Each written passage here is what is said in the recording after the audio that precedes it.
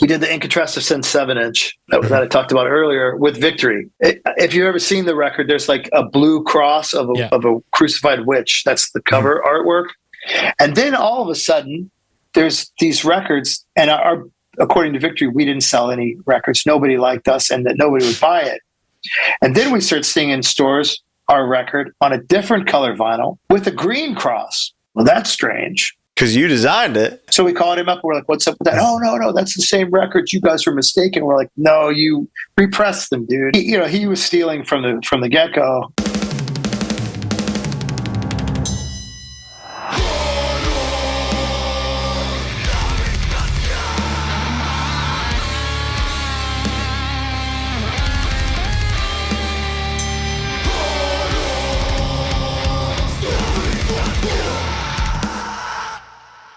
Hello, welcome. It's HardLore time. How you doing, Bo? I'm doing so well, Colin. How are you today? I don't know that I could be better. I'll be honest with you. Mm-hmm. It's a big day. It's another. We've had an incredible month on the show, perhaps the most stacked month in history. I'd say so. And we are capping it off with a legendary episode. We've got an incredible guest. Who do we got? Today we have the man that killed Youth Crew. A pioneer of metallic hardcore, the iconic frontman and founder of the band Integrity. Ladies and gentlemen, please welcome, live from Belgium, Mr. Dwid Hellion. How are you, sir? I'm doing great. Thanks. Thank you so much for being here. It's my pleasure. It's a long time coming. We're psyched. This is a beautiful day. We've got questions here. We've been waiting to ask for 20 years here. Mm-hmm. So let's just get to it. I want to start with something interesting. Okay. I want to start with the origin of the name Dwid. I've got a visual representation here of the story I've heard. Oh. And you tell me whether or not this is true. I think I know what you're going to say, and it's not true. So you're telling me this. I can tell you that story. That's a strange one. Yeah. But that's not that's true. Not why? No. Wow. So there was a guy from Cleveland, Ohio named Jason Popson. He was, for a while, the singer for the band In Cold Blood with Aaron and Lenny. And as well as Mushroomhead eventually. And Mushroomhead. He was simultaneously with Mushroomhead, actually, at the time. Wow. So it's an awkward conversation. I'm not sure how to say it, so I'll just say it. Back in those days, you would talk on a phone that would be either a cordless phone or stuck to a wall. This is ancient times. And sometimes people would doodle on paper while they were talking. They didn't have FaceTime like this. For your younger viewers, they're going to think this is mind-blowing. But so I'm talking to him, and then he has this eureka moment. He says, I figured it out. And I said, figured out what? We were talking about something totally unrelated. And he said, your name, it's Pimp Upside Down. And I said, what are you talking about, dude? He's like, yeah, I'm doodling your name while I'm talking to you on the phone. And I said, okay, that's fucking awkward. I don't know how to respond. And then he explained it to me. I wrote your name in all lower caps and spun it around. And I said, yeah, that's not where it came from. So, oh my God. This is both heartbreaking and incredible information. Yeah. So J-Man from Mushroomhead discovered the Dwid Pimp connection. He perpetuated the conspiracy, I guess, but it's not true. So the truth is, I did not grow up in Cleveland. I grew up in Indiana. And then when I turned, I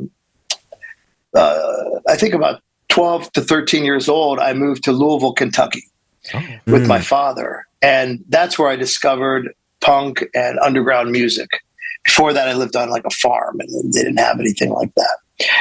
And in the Louisville scene, they had a lot of music, a lot of bands. It was sort of like, you ever see the movie Suburbia? It was a bit like that, with like young kids having mohawks and everything. And I think a lot of it had to do with people who saw Suburbia and they emulated it, myself included. Interesting. Sure.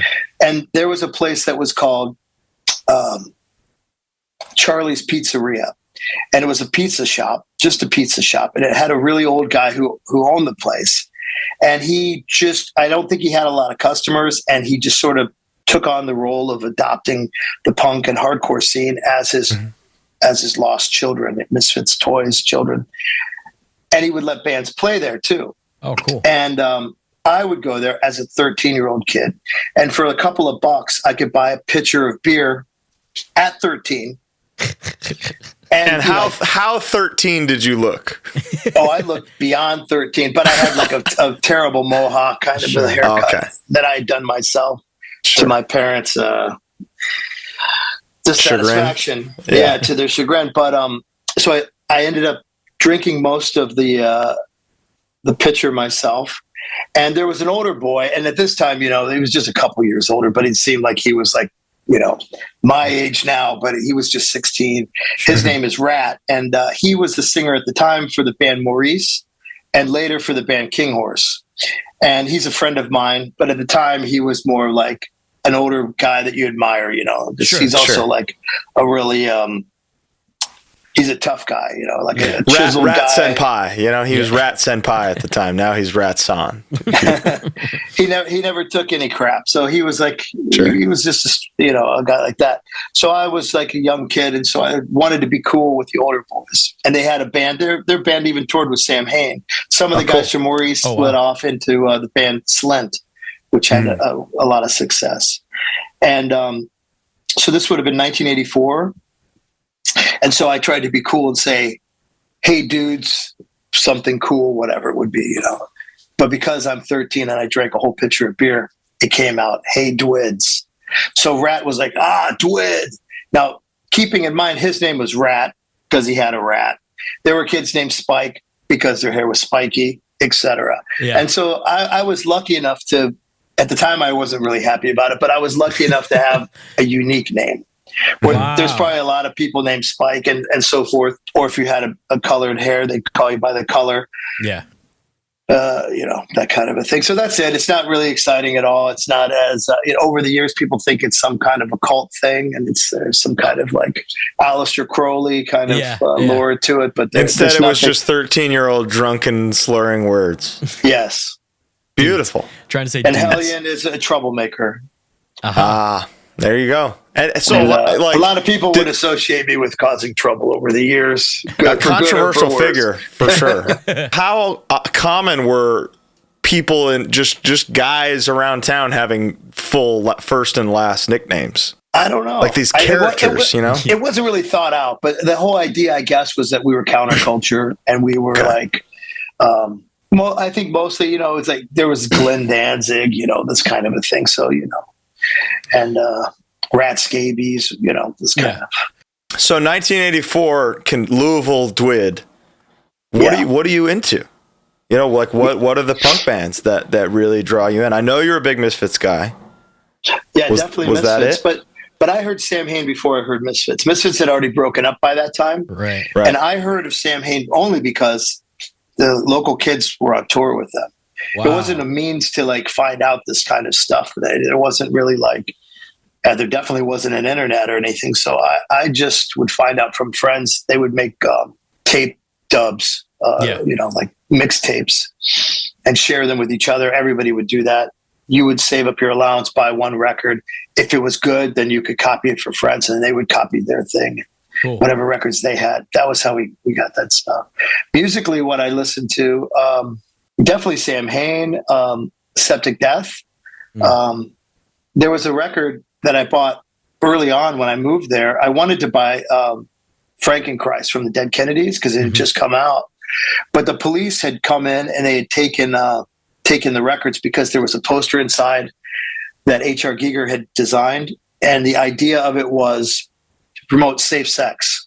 So I went to buy the Dead Kennedys Frankenchrist, or I went there and I saw that the cops were taking the Dead Kennedys Frankenchrist apart.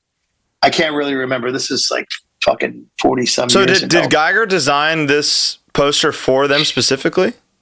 I believe so, yeah. That's impressive because he just stopped doing original art for bands by I think Heartwork was like the last piece of art he ever made for a band other than the Korn mic stand.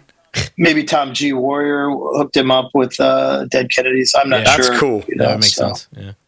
Did the darkness of Samhain and eventually the Misfits and what you would see, did that immediately appeal to you as someone who is often, associated with a darker brand of music? Absolutely. Yeah. When I was a kid, my favorite thing was watching Friday night. We would get one horror movie, and you're from Chicago, right? Yes, sir.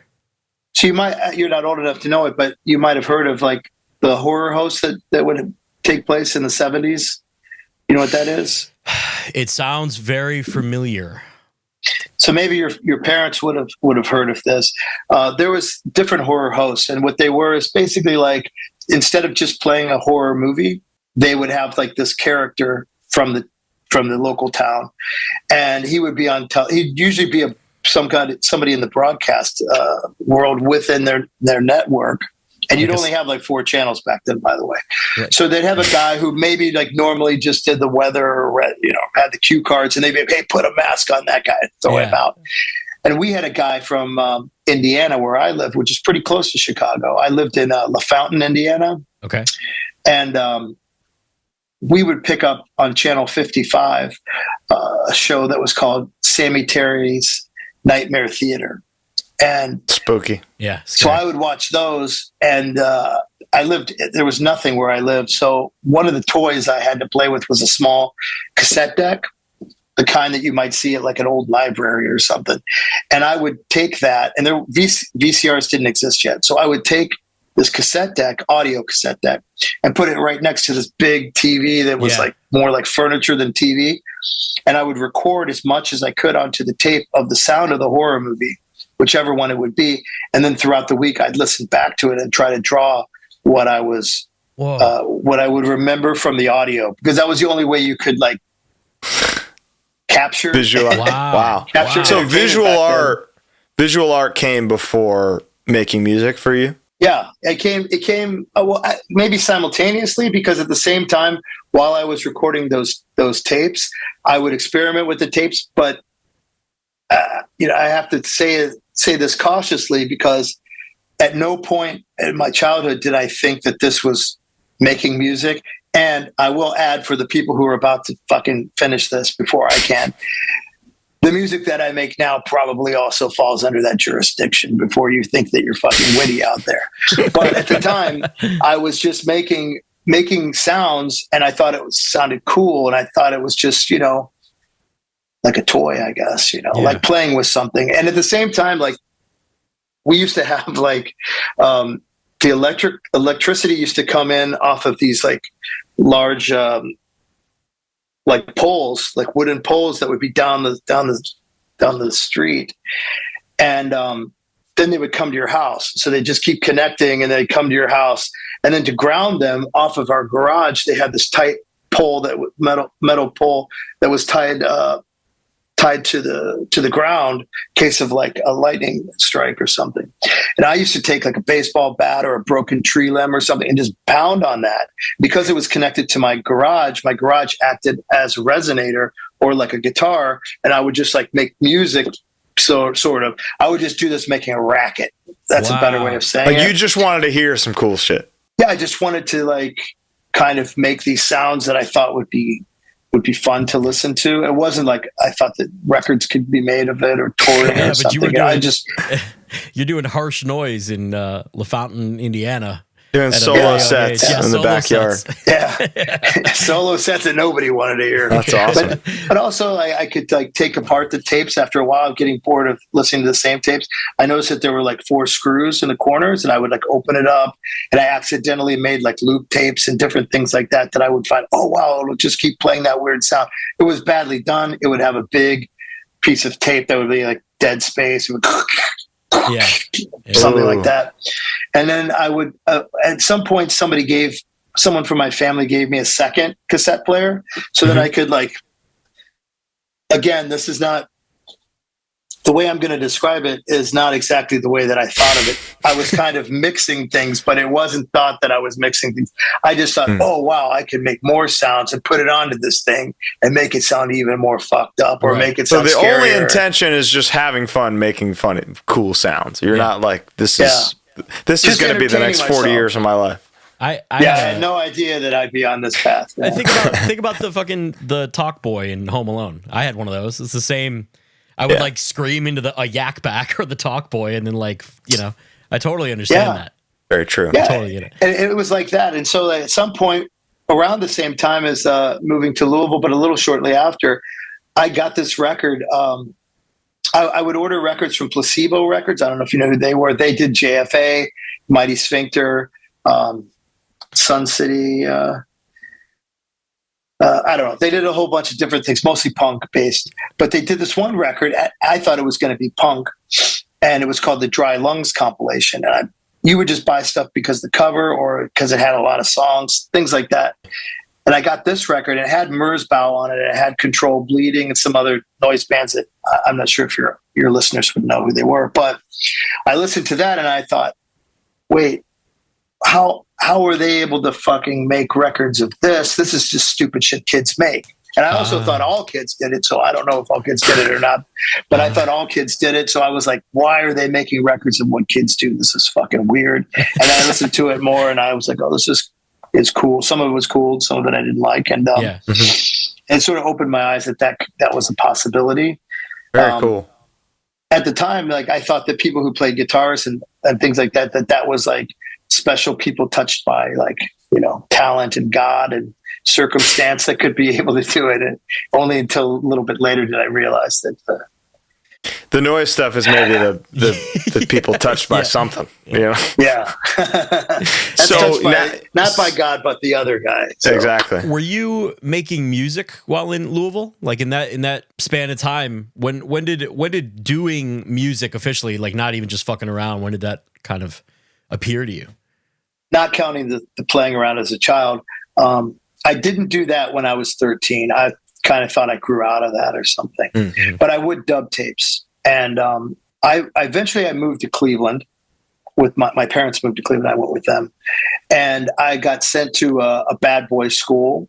And my friend, I made a friend there, and he lived in the dorm room next to mine. His name is Bill Gill. And we decided that we were going to make a punk band, but we didn't have any instruments. And so I talked to him about the toys that I played with as a kid. And he was like, oh yeah, you know what I would do? And he would take a headphone, but it'd be more like the Sony Walkman 1980s style, he had a headphone, and you plug that into the input jack. Oh. And then it would work as a microphone. If you yelled into the speaker, it reverses and it becomes a microphone. So we were like, oh, we have a microphone. And then we'd be like, oh, who's going to sing and whatever.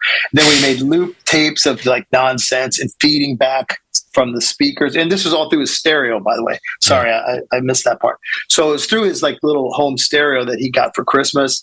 Mm-hmm. And we sort of rigged it up so that we could have this ridiculous concert. And his dorm room happened to open up to a courtyard. And he had a window, so we opened the window up and we just bombarded people with this yelling insults, making everyone mad, picking on specific people. You have to. Yeah. So that's what we did, and then we got in trouble for it, and we liked that. But we called that act. I wouldn't call it a band, but it was called Eerie Wax. So it was eerie, scary, but also earwax. We thought we were triple entendre. Cleveland became this wealth of incredible hardcore music, and one of the best scenes in the country, just pound for pound in terms of output. Yeah. How did that happen? Who were the kind of key figures leading the charge? Tell me about the early days of Cleveland hardcore. Well, there's two ways to talk about it, and I guess I'll start with how you introduced me, which I hope isn't true, but youth crew. Yeah. So the youth crew, they would come through town, predominantly Youth Today, and we became friends with them, and they kind of showed everyone hey, you can do this, you can play this, and also they came in a van with 6 or 7 people, their roadies. Civ was a roadie, for example, and then their roadies would also switch, and then they would play in the band too, or Purcell would sing for Project X, where he was a guitar player and Youth of Today. And so they had this crazy thing where they would switch, and but they could go on tour as like this fucking like full tour, but it'd be like 7 guys, you know? Yeah. Wow, cool. And so that was Inspirational. amazing. Yeah. And inspirational. And then they weren't like gatekeepers or, you know, if you know them, they're super nice. All of those guys are super nice. And they were like, yeah, this is what we do. And, you know, gave you like little clues as we were, at the time I was 15, I think. So. And the reason I say Integrity killed Youth Crew is these are not my words. Yeah. These are a quote. Anybody we've interviewed from that time says that the rise of Integrity coincided with the fall of Youth Crew. That tonally, whether or not you're aware of it. Yeah, tonally, like aesthetically, there was a shift at that time. I don't know if I'm aware of that. I think that what I would see is like Purcell and Ray went on to do Shelter, which is a different style, and Walter went on to do Quicksand. So I thought that was more. Maybe was Sam in Shelter too? I don't know. I'm sure he played with them. And then you got Judge, Sam who's is always doing something. So. Yeah, and Judge had broken up around the time of Shelter too. Mm-hmm. Right. Shortly there, within, you know, I don't remember how it worked out, but there was like a window where everything changed. Yeah, and it just happened to be where Integrity could. Yeah, I think it was just a coincidence, but I mean, it was definitely not planned out or anything. Yeah, right. Now, Dwid, I've read a lot about you calling into radio shows in your youth.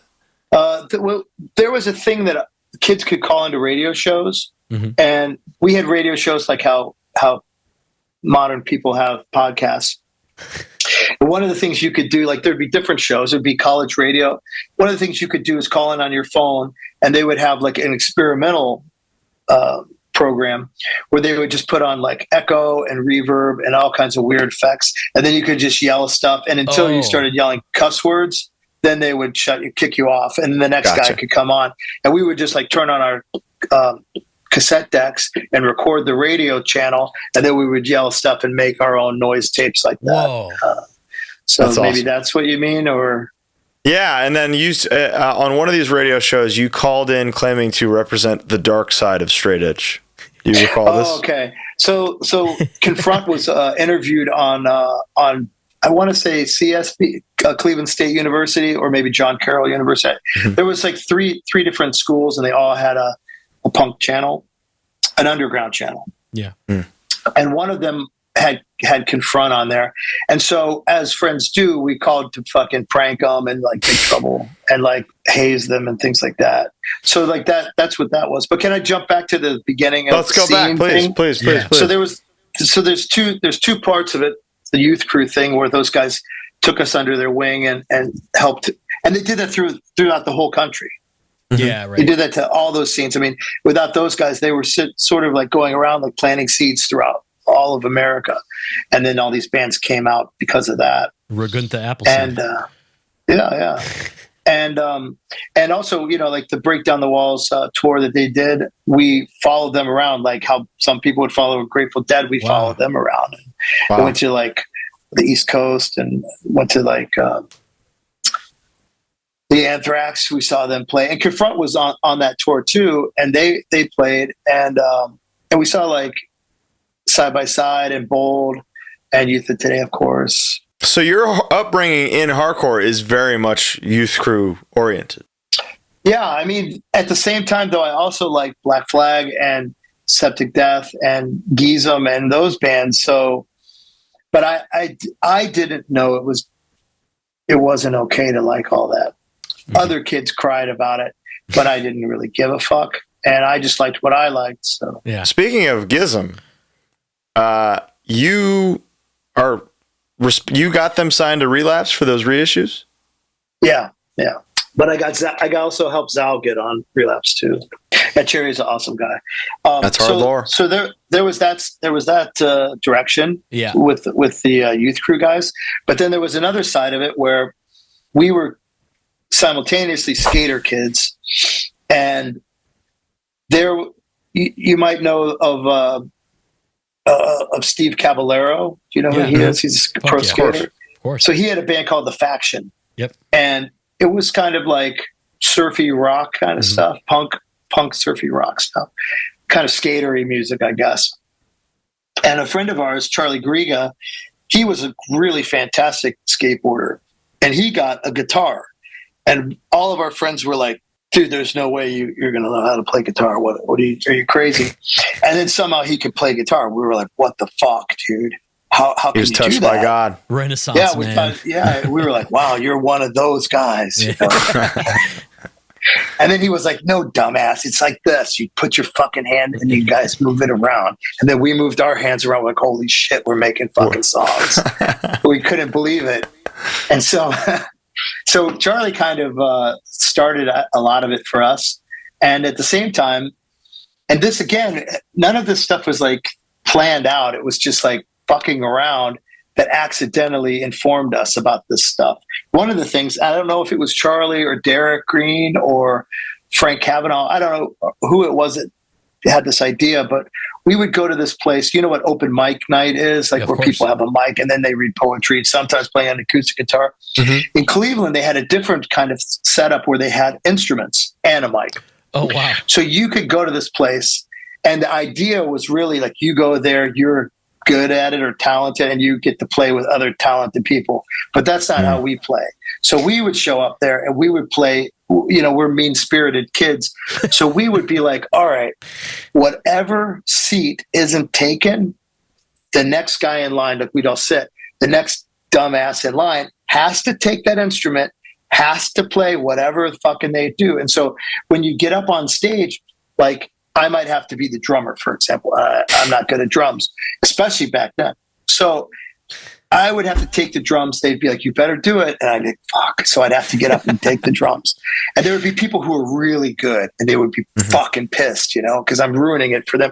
And my friends are ruining it too. I'm not the only terrible player. But then the audience would be able to shout out, play a country western song, play a reggae song. And my friends are complete assholes. So they would pick something that would be the most difficult or the least likely that any of us could pull off. Sure. So we would yell that out and have to improvise. Yeah. And even if we did good, our friends would boo us and say that we were terrible.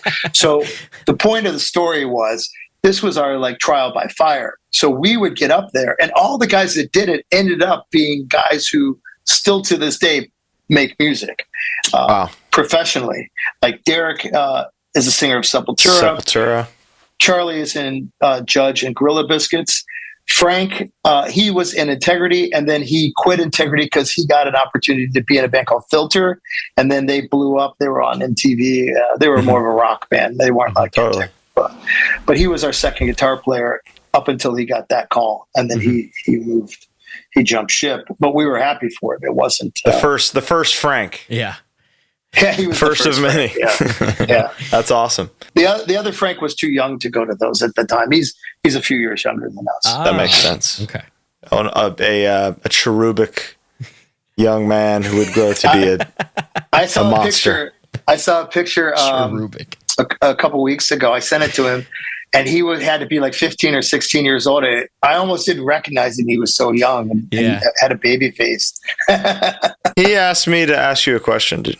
Oh, God. He asked me to ask you the story behind why UBAGG. Okay. So Frank and James, the Human Furnace, and I are good friends. And especially when they were younger, we would hang around all the time.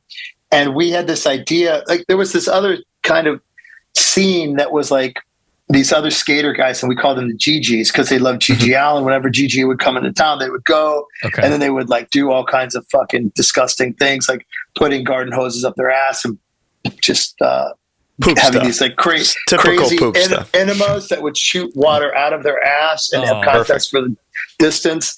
And they were kind of like the skaters that would wear like jean vests, you know, this like Lucero kind of black label stuff. Yeah, and, sure. And so like Frank and James and I sort of like were in between, just like with the music. I was into all whatever I was into because I liked it, and I also was part of the GG thing, not with the shit stuff though, unfortunately. And neither was Frank or James, unfortunately, as well. But we would do some dumb shit, you know. Yeah. And we would have jeans vests, and so we would prank each other And we had this device that was called a speak and spell, like children use it, like it's a toy. Yeah. And you could type letters on it. Yeah. So we would call each other at like 3 a.m. and then be like, YUBAGGRUAGG.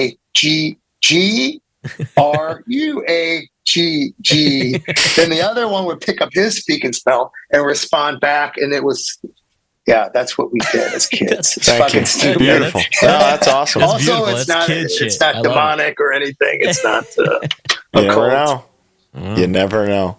It could have summoned demons. It could have, yeah. Before we get into Integrity and Die Hard, which came before Integrity, do you remember the first piece of like published visual art that you ever made? Because did you know that you did 2 layouts for me before I turned 18? Yeah, I remember. That's how I met you. Yeah, pretty cool. But that was years later, though. But yeah, definitely. What was the first published visual art piece you ever made?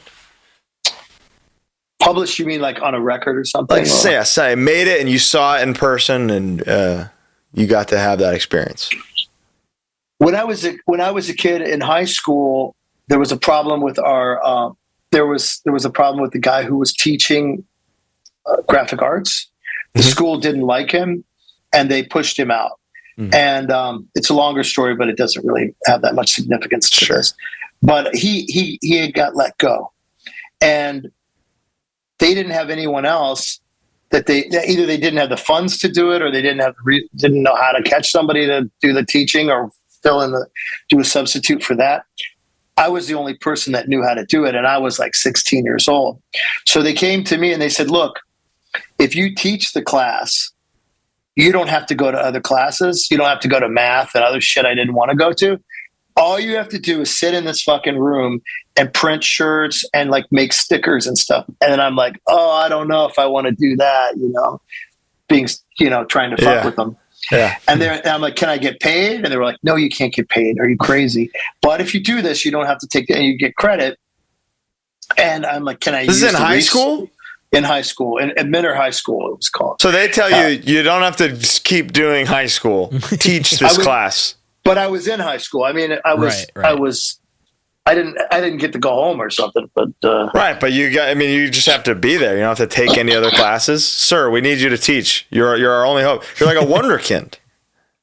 It wasn't like I was teaching anything amazing. I showed them how to make screens. I showed them, and then how to print. It wasn't like I wasn't teaching them history or anything. So, or math. They said we heard the demo tape from the courtyard. We got to get you in this classroom. No more math for you. School. Just make shirts, please. Okay. I got kicked out of the bad boy school, and then I had to go to public school. This was the public school. The other one was the private thing. Gotcha. So this was just private school in a suburb of Cleveland called Mentor, Ohio. So at that. Doing that, I would print stickers for my friends' bands, for my band, which didn't exist yet, and other things. And I'd just make stickers and like give them out and put them on everything. So maybe that was the first thing I did. I'd also make Integrity shirts, even though I didn't have any songs at the time yet. Wow. Yeah, so you had the name very early. Interesting. Yeah. I read a story of you calling into another radio show and saying that Integrity was like a violent straight edge band before a single song was written.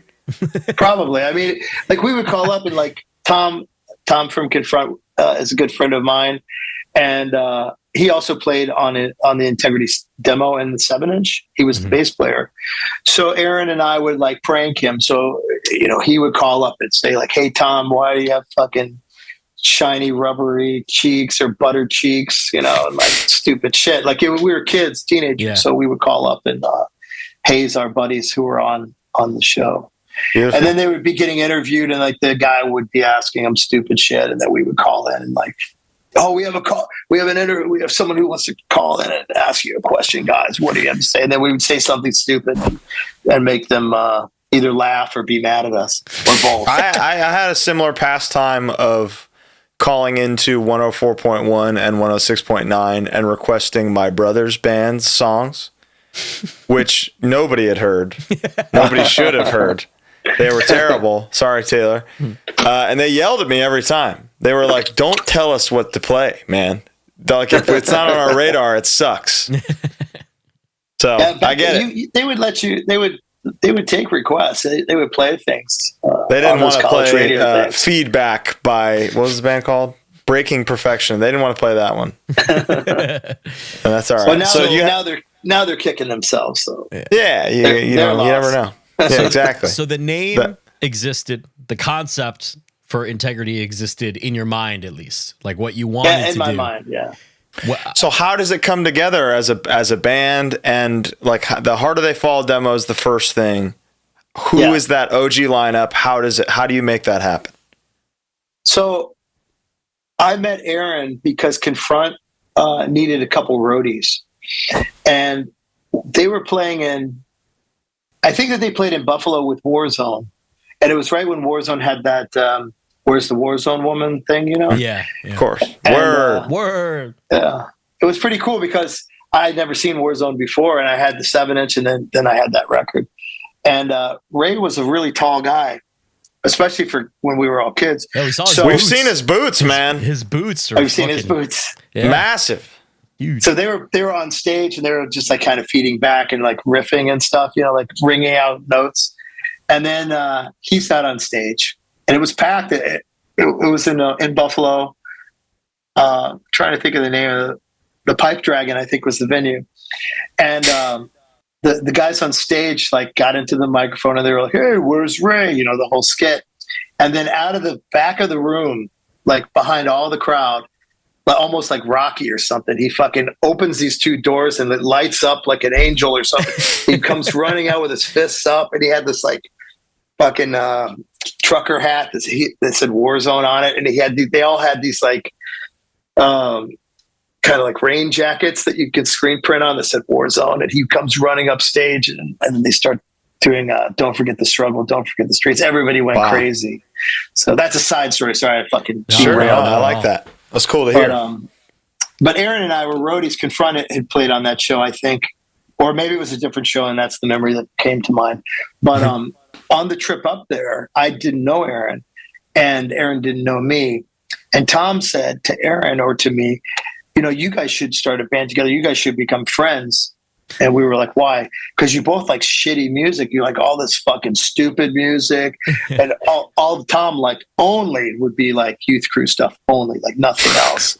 And so if you like something else, you were like a freak, you know? Okay. So, and we liked being freaks. We didn't care. So we were like, oh, what do you like? And, you know, on that trip up there, we created a connection, and we somehow liked a lot of the same stuff, like almost identically. So that was pretty cool.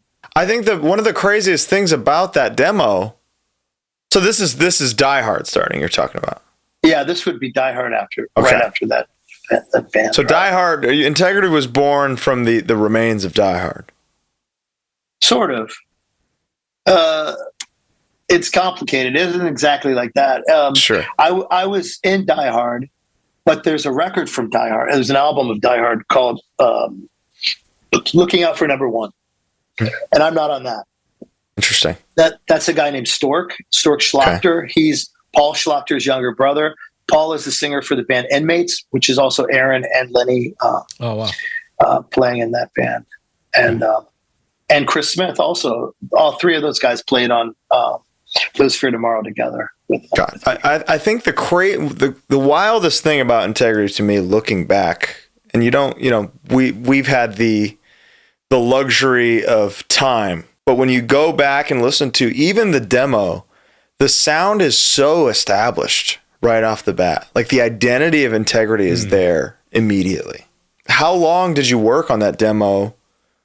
How quickly was the band incepted, and how was it received at the time? Well, everybody hated it pretty much, but I mean, the ideas were mainly like Live It Down was me beatboxing to Aaron. I'm like, this is kind of what I think would be cool. And then he would be, oh, what if you did this?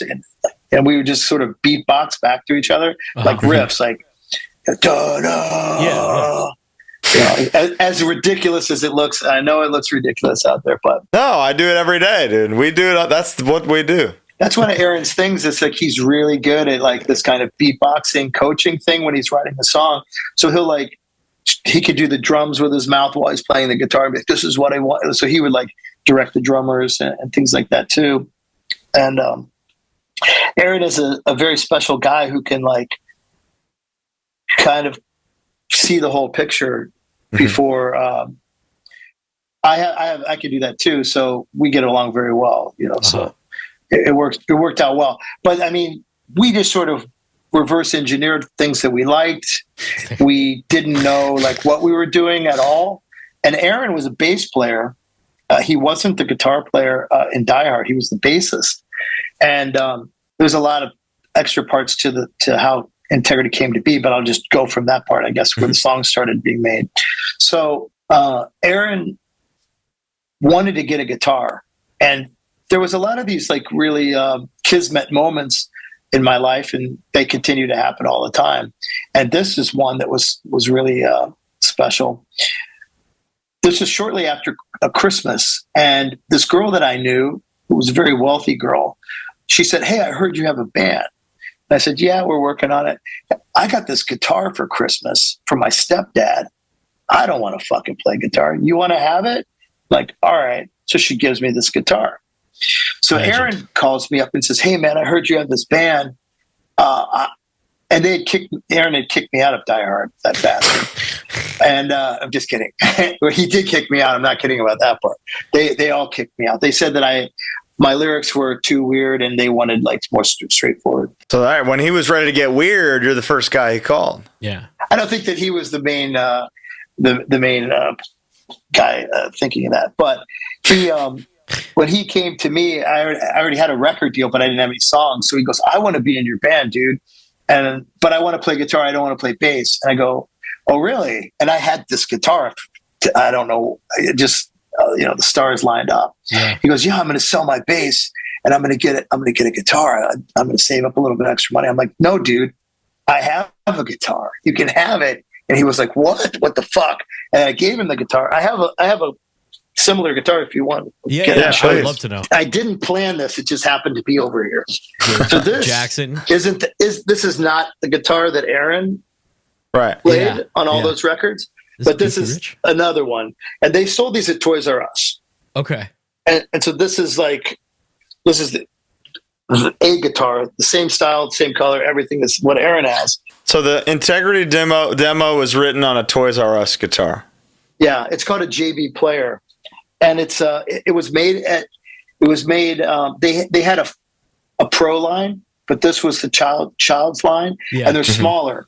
And Aaron is a little bit of a smaller guy, so for him, he plays like insane leads, and the guitar fretboard is smaller, so he was able to like do like stuff what maybe he couldn't have done otherwise. I'm not sure, but I mean, he's incredibly talented regardless. But I think that the size helped him like maneuver the fretboard a little bit easier than it would have been if he got like a Les Paul or something. Is it true that while he's doing those insane leads that you would write lyrics over them to piss him off? Not really to piss him off. I mean, we have a thing where like it works good together. It does. I mean, maybe it would be like, "Hey, I'm trying to piss you off." There could be that in some points, but it was more like we knew that it worked right. We knew that singing over the leads is a thing very few bands do. Nobody does that. I don't think nobody does it, but it became this iconic Integrity thing, which is cool. If it started as a hazing thing, it ended as like a part of the identity, which is cool. I don't think it started as a hazing thing, although we would always fuck with each other. But it wasn't like I'm going to ruin the song just because of this. I love his leads. There's some people who try to have this weird rumor that I don't like leads. All my fucking records have leads. They've all got them. Even the records that Aaron's not on. So that's not true. I love leads more. If it was up to me, I would have leads the whole fucking song. But these guys are pussies and don't want to fucking do enough leads, There you go. So, yeah. So the demo's out. You say people hate it. I mean, some people liked it. That would change. But our friends liked it and things like that. But we had to make a demo to send to Victory, and Victory was a new label at the time. They had 2 records out before us, and we were the third band. And you said you had a record deal already. Yeah, we had a record deal. Was that with a record deal? Was that with Overkill? Oh, with Victory. With Victory, okay. Really? Yeah. Interesting. That's So wild. Victory had two records out. I think it was Insight and Billingsgate, maybe. Billingsgate, yeah. And then we were the third record on the label. And what had happened was, it goes back again to the Youth Crew guys. So I would print these shirts, at school and in my basement and whatever. And then I would like print them on like the inside of like fucking Billabong shirts or whatever, or like underwear shirts, because you couldn't get like Comfort Colors blanks. Sure. Like that didn't exist. Even like band shirts kind of didn't exist. So it was difficult to get blanks. And I would like find shirts at a thrift store and tournaments that I would print on them, things like that. And Gorilla Biscuits came through town, and I gave Walter and a couple other guys like shirts because, I don't know, they're my friends. And then because they A, are super cool, and B, probably also super sweaty, and their shirts smelled like shit, they were like, thanks for the shirt, and put it on. They don't give a fuck. Probably didn't. I had no songs, so there was no reason for them to put it on other than maybe they thought they'll help this little kid. Yeah. So they leave Cleveland, and the next date they play Chicago. And this young guy comes up to Walter and says, hey, man, I love your 7-inch. They didn't have the LP out yet. So he said, I love your 7-inch. And I have this small label. I have 2 records out, but both bands have already broken up. And I would like to do something more serious, and I want to do an album. And my idea is to do a Gorilla Biscuits album. Would you guys be into that? And then Walter said something along the lines of like, thank you, it's really kind of you, but we already have a deal with our friend at Revelation, and we've already recorded it. It's going to be coming out pretty soon. But I don't want to leave you hanging. My friend Dwid has this amazing band. You should fucking sign him. So this is all unbeknownst to me. So I was living in like what people call like a punk house, where a lot of kids live in like a shitty house. So I came back to my house, and from working somewhere, I don't know. And there was like a note next to the phone that said, hey, Dwid, a record company called for you. I guess you're signed now. And here's the number. Ha ha. And so they thought that I went to a payphone and called and was like, hey, how are you doing? This is a record label. Because I would do shit like that. Yeah.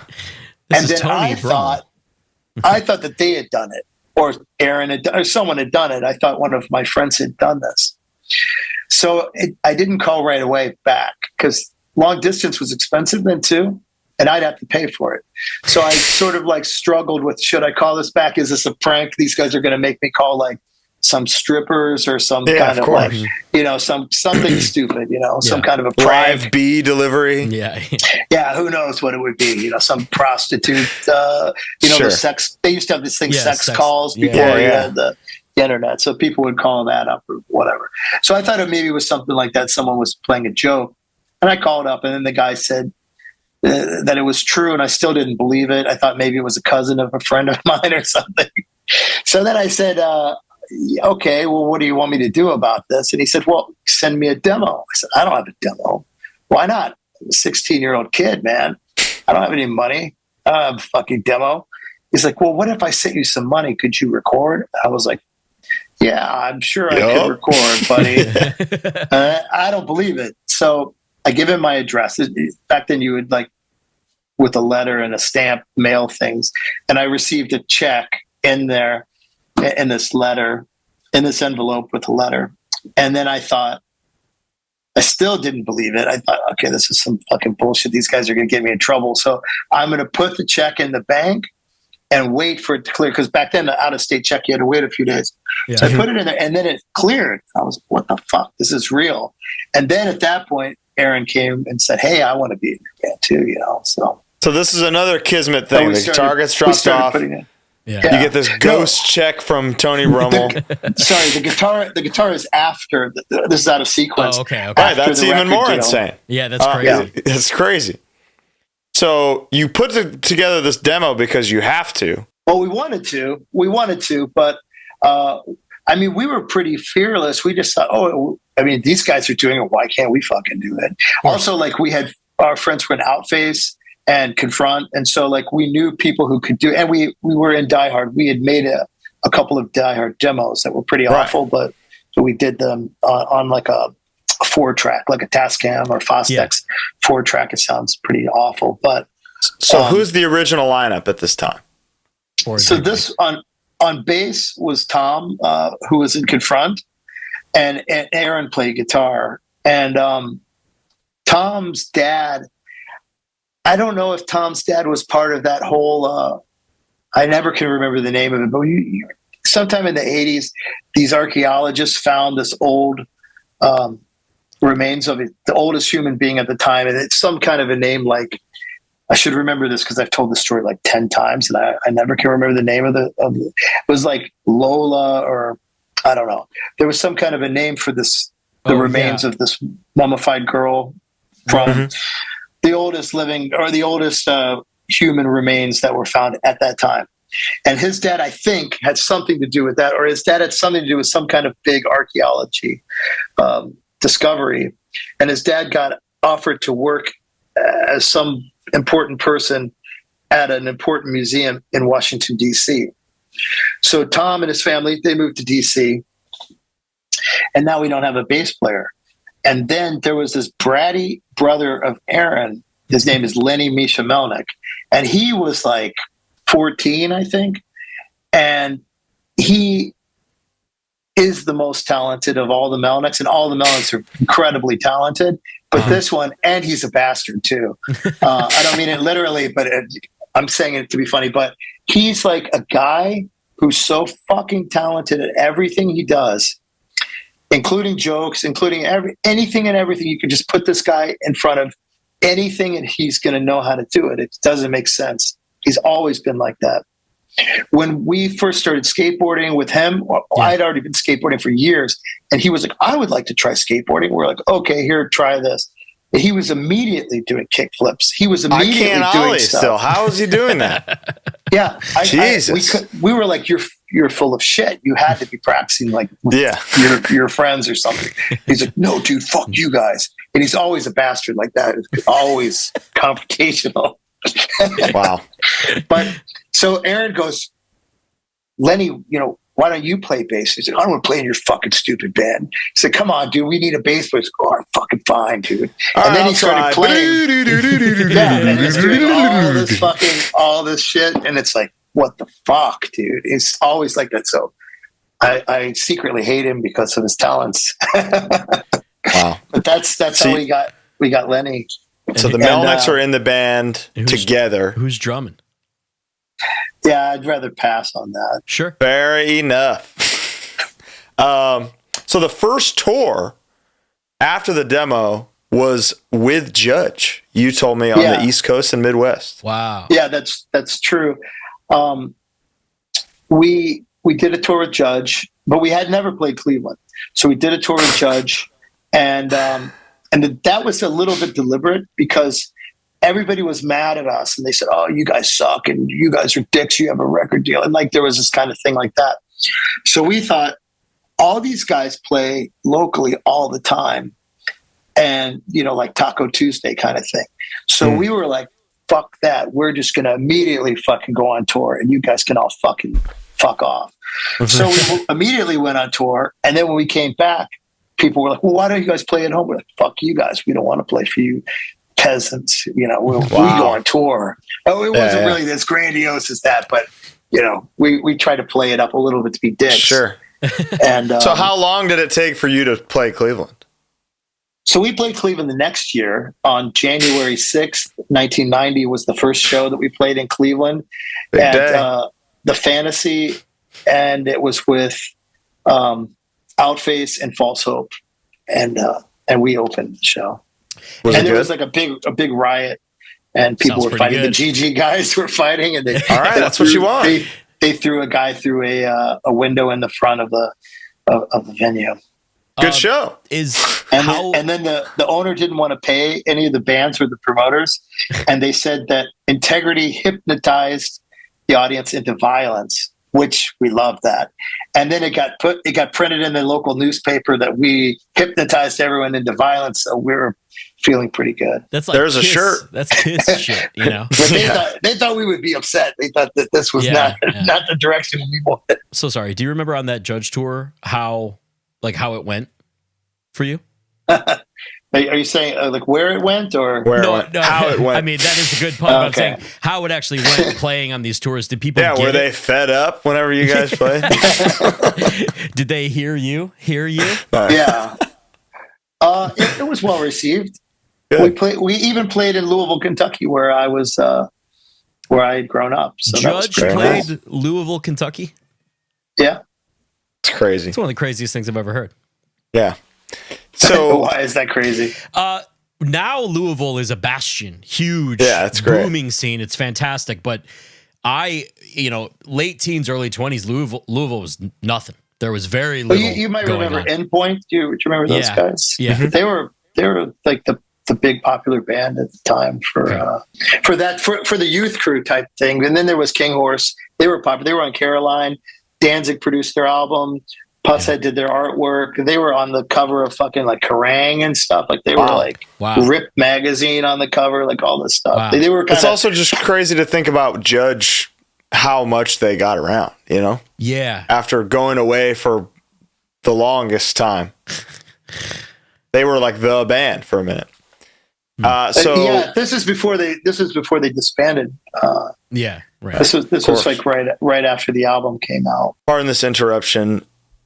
We've got to tell you about something very important. You will not sacrifice any personal integrity by going to maddvintage.com and picking up some unbelievable, old, beautiful, hardcore metal punk t-shirts. What did you get recently from Mad Vintage? I got a typo shirt. I got a dead stock Wolverine Blues shirt. Dude, excellent. Original owner of some Swede who never touched it. I got a Youth of Today Go Vegetarian shirt and a Alice in Chains Jar of Flies shirt. And Lord knows, I need it. those are tough to find. Yes. And if it's tough to find and we talk about it on the show, he's probably got it. Mm-hmm. So go to madvintage.com, pick up something unique, pick up something that speaks to you, and use code HardLore 15 to get 15% off your order. And this stuff adds up, man. 15% could end up being billions of dollars. Luke is also looking to buy, if you have shirts that you're trying to offload, that you got too many of, I'm going to do it myself pretty soon. Get in contact with them. Yeah. The Bow Archive going to be available on Mad Vintage soon, maybe at LDB, because he'll be there coming up. LDB, Tied Down. And what was the other one? He said another one. There's some secret ones. Furnace Fest. He'll be at Furnace Fest. Interesting. Okay. Those dusty old kooks will be able to get some of Luke's stuff. Mad Vintage, code HardLore15. This episode is also brought to you by Guilty Party, the #1 menswear store in North America. Co-owned by Champion Foundation. We're so honored to support this incredible store when we can on the show. It's our favorite menswear store in North America, not for personal reasons, not just because we love the owner and go way back with him, but they have all of our favorite brands: Ironheart, Full Count, 316, stuff that is built to last your entire life. I look forward. I have a few pieces now from Guilty Party, and I look forward to incorporating them. You know what I mean? I know it looks good. I feel confident in them. I really, really enjoy so much of what they have and so much of what Champ has suggested. You know, they're So there's some days where I'll be like, just give me something. Yeah. Tell me what I want. And I love that a lot of the Japanese denim brands make a 35, 32. Oh, very nice. Which is like, I guess I'm a 35. I'm a 33, which is common. You find it, but yeah, 33 is out there. 35 is tough, man. Yeah, absolutely. But if you're a weird size, Guilty Party's got you covered because some Japanese guy thought of it and figured it out. Mm-hmm. Okay, go to guiltyparty.co and use code HardLore to get 10% off. And if your order's over $300, which we're probably gonna be, you're gonna get free shipping too. Boom. Change your life. Quit blowing out your crotch. Yeah. Guilty Party. And I have a couple questions before we move on too far. The shirts that you gave to Walter and the other Gorilla Biscuits guys, was it do you remember the design that you were printing? Yeah, of course. It was like we call it the candy bar, which looks like Hershey's candy bar. That's why So it's the called integrity. a candy bar. But it's not called candy bar because we think it's cool. It's someone was like, that looks like a fucking candy bar. You're a loser. It was more like that. It wasn't like we thought that was a cool catchphrase for it. Somebody was, this is how all of our friends operate. So. But it was the like iconic integrity thin typeface block. Yeah. Mm-hmm. Very cool. And did you already have the skull logo at this time as well? Yeah, we had the skull on, not on the shirts though. On those shirts, they had a cross baseball bats that I designed.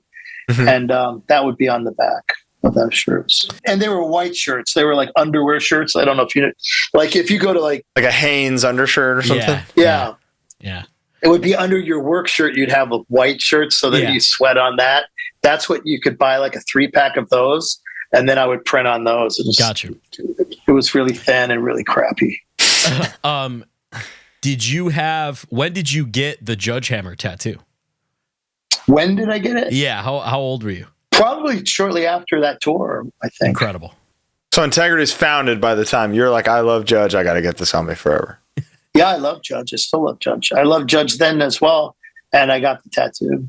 Beautiful. Do you still represent the dark side of straight edge, Dwid?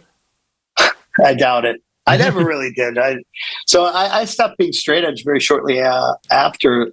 I think I stopped being straight edge before the 7-inch even came out. Oh, okay. Interesting. So let's talk Those Who Fear Tomorrow.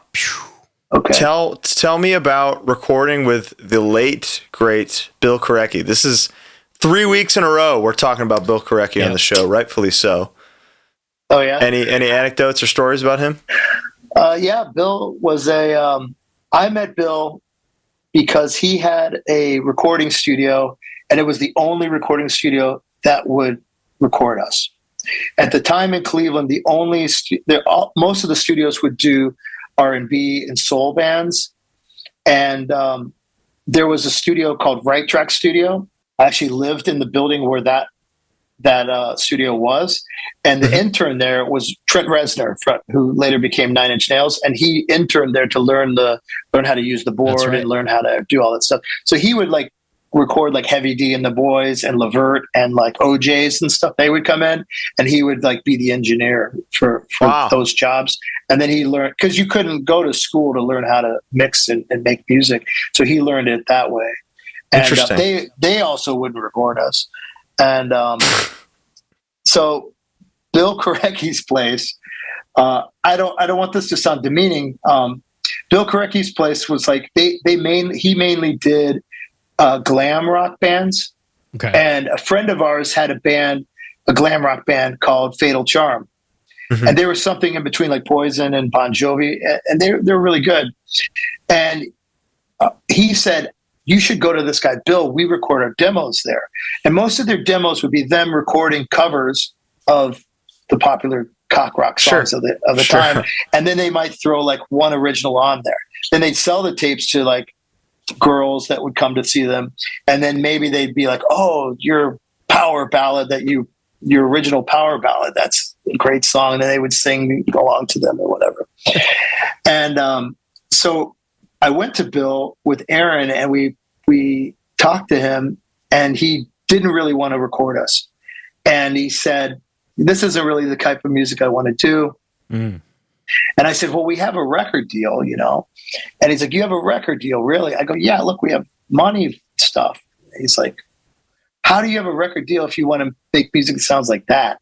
I said, that's what we want to make, and we have a record deal. I don't know, you know. He's like, well, why don't you Bill make was something? Not a hardcore punk guy at all. No, not at all. Not even close. He was a lot older than us.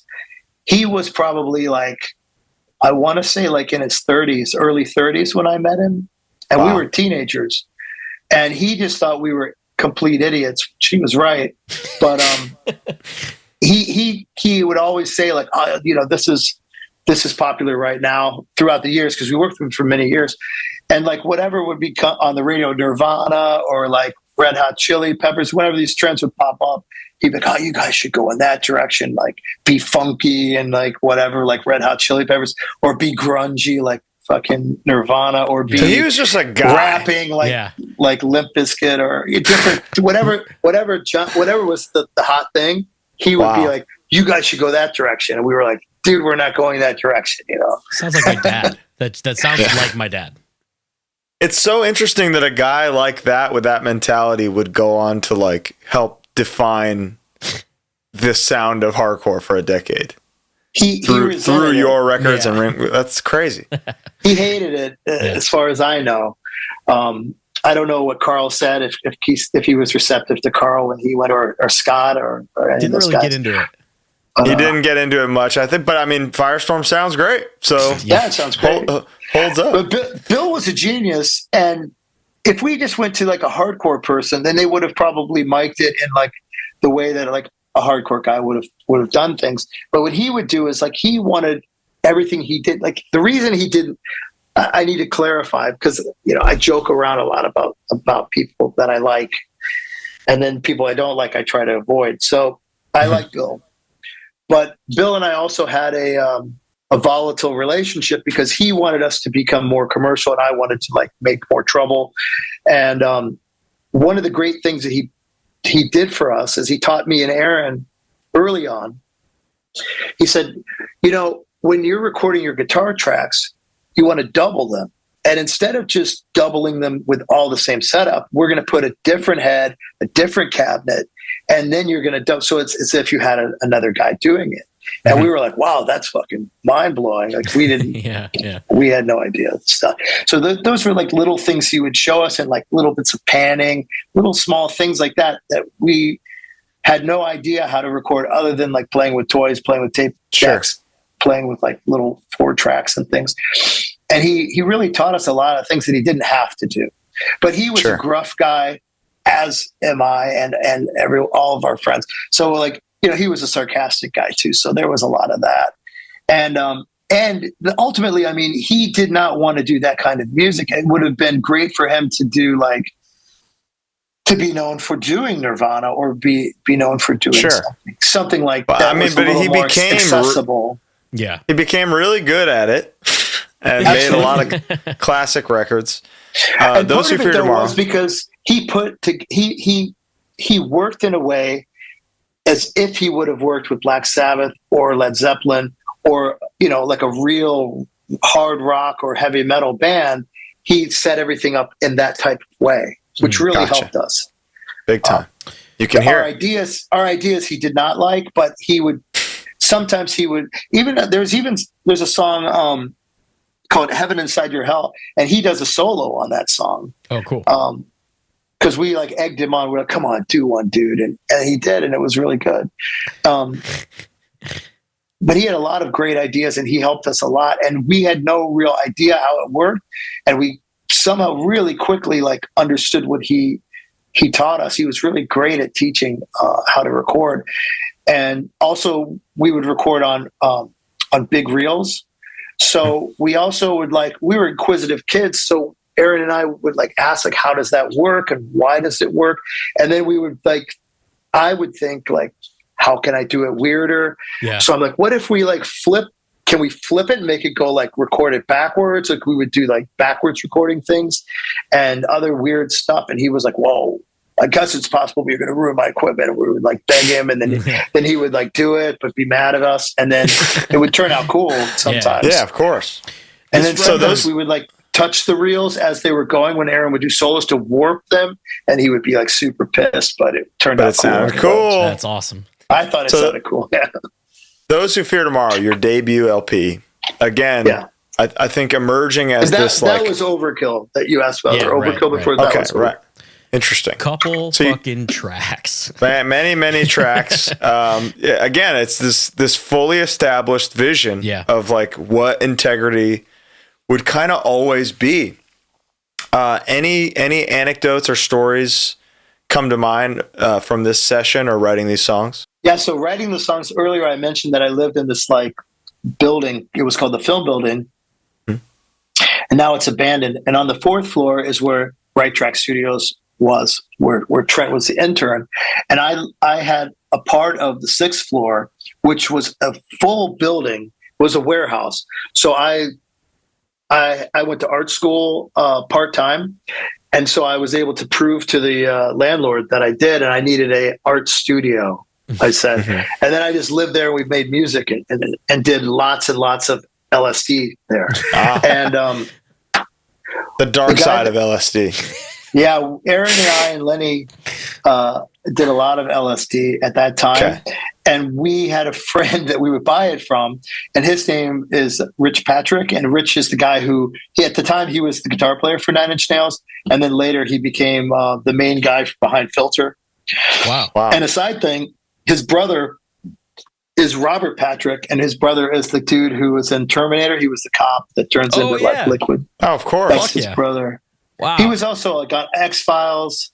He was on X-Files after David Duchovny left, and he was on like one of those vampire shows. I can't remember which one it was, but there was like a series that was like sexy vampires and stuff. And There's a lot of those. He was like a werewolf's dad, or I don't know. Unforgettable cameo in Wayne's World, of course. In Wayne's World, yeah.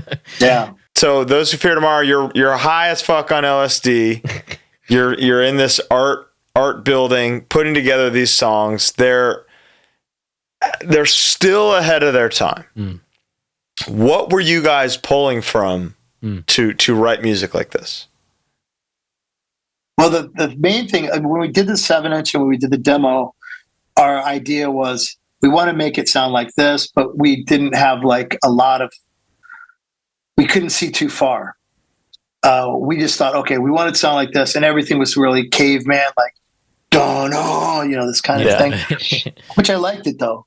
But then Aaron got really good at guitar, and then we did a lot of LSD, but we also listened again to even more weirder and weirder music. And then when we made the 7-inch, when we made the demo, we made songs that we wanted to hear, and we made songs that we thought, okay, well, we like this and this and this from these bands, but what if it had like a different kind of vocal? What if it had a different kind of guitar? What if it had solos? Whatever questions.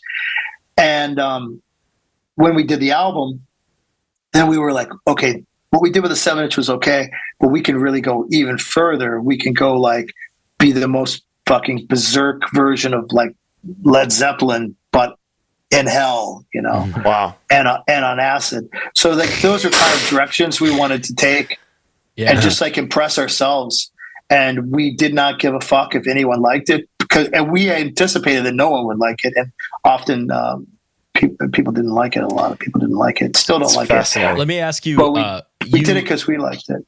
On this record, I don't remember if it's on the demo, but there is a like the Judgment Day and the build up as it's going into the first verse. There's a low altered vocal track, which is pretty synonymous. That's a harmonizer. It's pretty synonymous with Integrity and kind of Ringworm too. That became like kind of this iconic thing of what I take from my two favorite bands from Cleveland. So Bill had this Eventide harmonizer. Yeah. And I don't know what happened, where we got to it, but we, like with messing with his reels, with messing with things, we would fuck around with how the mics were placed, because he taught us how we're supposed to do it. And then once we knew how we were supposed to do it, then we said, okay, we're going to do it wrong to do this, or we're going to do that, just because we wanted different results. Yeah. And so he was like, I don't know if he suggested, hey, I have this fucking thing and it does like a monster voice if you yell through it. Or if we said, do you have something that could make the voice sound even more evil, like Freddy Krueger, I think would have been. Maybe that's what it was. Maybe one of us said, sure, hey, we make Dwid's voice sound like Freddy Krueger. And they probably said, because he sucks at singing. And he was like, yeah, I have this thing, this Eventide harmonizer. And then he turned it on, and then we were like talking into it. We're like, whoa, this is fucking sick. And then we were like, oh, let's hide it under this, and not do it in the front, but do it in the back. Very cool. So it'd very cool. Be kind of like gospel backing singers, but from hell. Right. So Victory signs you for the demo, puts out the demo, and then is like, we don't want the LP now. No, they didn't put out the demo. They wanted a demo to see if we had any songs worth putting out, anything. So and when then he didn't said want to? this, no, he did. We put out a 7-inch called In Contrast of Sin. Okay, right. That was the third Victory, VRO3. Aha. It's in Was that contrastive 90? setting. Is that 1990? By the time it came out, it was 1990. Yeah, Okay, that makes sense. it was pressed at United in Nashville. They used to do all the records back then, and they made the 7-inch there. We got to get the plants back in America, man. Yeah, I tell you what. I'm looking What's at. going on? I think that plant still exists. I think Jack White owns it, though. Oh, that's the one. Yeah. That makes sense. That's the one that sold his test presses on eBay. Yeah. And then he was There like, you go. I'm looking at the track listing for Those Who Fear Tomorrow, and there's staples that I know you still play to this day. Is Misha? I just learned about 30 minutes ago. Is that about Lenny? No, it's not about him. You know, like in Side by Side when they yell Alex, Yeah, of course. Yeah. and how I amazing see. that So is. you're telling him start the song. Cool. Okay. Yeah. It was Gotcha. sort of like an idea like that, you know, when Alex Brown comes in and you're like, oh, this is fucking coming. Alex. Yeah. It's so Wow, awesome, I right? never put it together that you're just calling for him to start the song. Never. But in awesome. our way, it's like, hey, fucking play, you dick. It was more like Okay. that than celebrating him. So like when that came together, so I yelled his name, and then but before that, it had this like serial killer Henry Lee Lucas talking about destroying humanity, and I had made tape edits from these. I had these 2 cassette tapes of interviews with Henry Lee Lucas, and then I had them paused, so because you couldn't edit things right, so I had to have these two tapes, and I had them queued because there was a chunk of other conversation in the middle that I didn't like, so I like played it a little bit like an instrument. Yeah. So, like I paused one and then unpaused the other, then it just like you can hear a little bit of a click in Wow. there where I did it because Sure. it was before you had computers to do that. And then I liked there's a noise band, a power electronics band called White House from England, and they have a lot of like infrasonic bass. It's like low bass that would like vibrate. And I wanted to do that, but I didn't have any kind of synthesizer at the time. So I took the back of Lenny's bass and just beat on it so it would reverberate. And that's what that sound initially, that vibrating sound at the beginning is. And then you have My Victims Never Knew What Was Going to Happen. Wow. That speech going over that. That's from the cassette tape. This is cool. fucking This awesome. is learning about things that I thought were, meaning no disrespect, much more thought out and articulated. But come to find, no, we're doing it the best we had at the time with what we had available. I mean, I thought that I wanted to have a serial killer announcing that we were going to destroy the world. That was thought out. And I'd like to say thanks to my friend Susie Tucker, who worked at a newsstand, and they had made this Henry Lee Lucas book, and it came with a cassette, and she like let me steal 2 of them, and then I used the tape to make the thing. Without that, we wouldn't have had the intro. So thanks to Susie Tucker. Beautiful. For her contribution to Those Who Fear Tomorrow. But yeah, I mean, it was thought out what we would do, but a lot of things were improvised because we didn't know how to do it, you know? I love that. Totally. Yeah. So from 91 now to 95, what is touring like for Integrity? The record's out. What are people thinking of it? What are the shows like? One of my friends had a band called Starvation Army, and they had gone to Europe with not a new band, but a band that was about to become really popular by the name of Green Day. And they were not popular yet. And they both went to Europe together, and they toured. And when he got back, he stayed at my house for a while, my friend from Starvation Army. And then I talked to him. I was like, how did you go to Europe? And he was like, oh yeah, I talked to this guy, and like we sent a fax. I'm like, what's a fax? And then he explained what that was. And your listeners don't know what it is either. But I sent a fax to the guy and said, we have an album, and you know, can we go on tour because we got your number from these guys? And Green Day was getting popular, so I guess he must have thought that we were like that. I didn't allude that we were like that. I said I can send you some CDs and you can check it out. And so I did, and he agreed to do the tour, and it would be UK and Europe. And so we worked and saved up our money and bought flights, and then we flew over to England and he hadn't set it up right. And we also didn't have paperwork. So they were like mad at us and like wouldn't let us in the country. And then eventually they'd let us in on the condition Temporary that we didn't thing. play. Right. That we couldn't play music because that would be stealing money from them or something. And so we didn't play. And for some reason we were terrified to actually play. I mean, we could have done it. Nobody would have fucking probably known, but unless the venue got in trouble and the cops came in. But for some reason, that was one of the rare times where we were behaved and listened to what we were supposed to do. Non-controversial figures, integrity, temporarily. We were deported, and I did. The drummer Chuck Euler and I spent a night in jail, and then they deported us. And they deported us to Belgium, actually.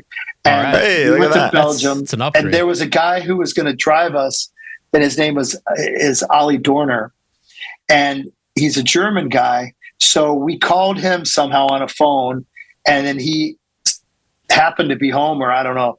And then he told us how to get to his house, which I don't know how the fuck we did that, but somehow we ended up getting to his house.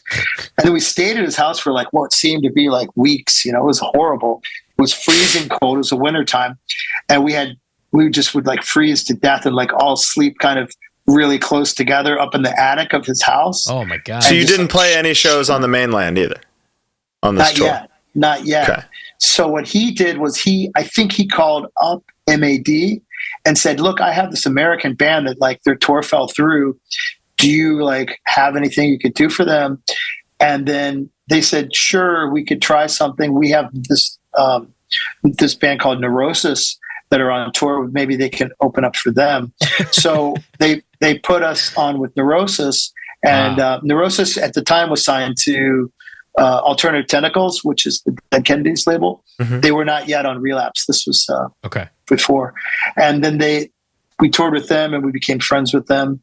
And we would play a Joy Division cover each night, and they would play a Joy Division cover each night. And this was before every kid had the shirt in the fucking mall. In fact, if you liked Joy Division, then everybody hated you in the underground scene, especially with the distorted guitars. And they would be kind of very critical of you. So interesting. So first European tour is supporting Neurosis the last second. Yeah, so we were touring with Neurosis, and then Neurosis, and during that tour, all these labels were like courting them because they knew they had announced that they were looking for a new label. So all these European labels would come there and be like, here's a bunch of fucking acid and mushrooms and alcohol.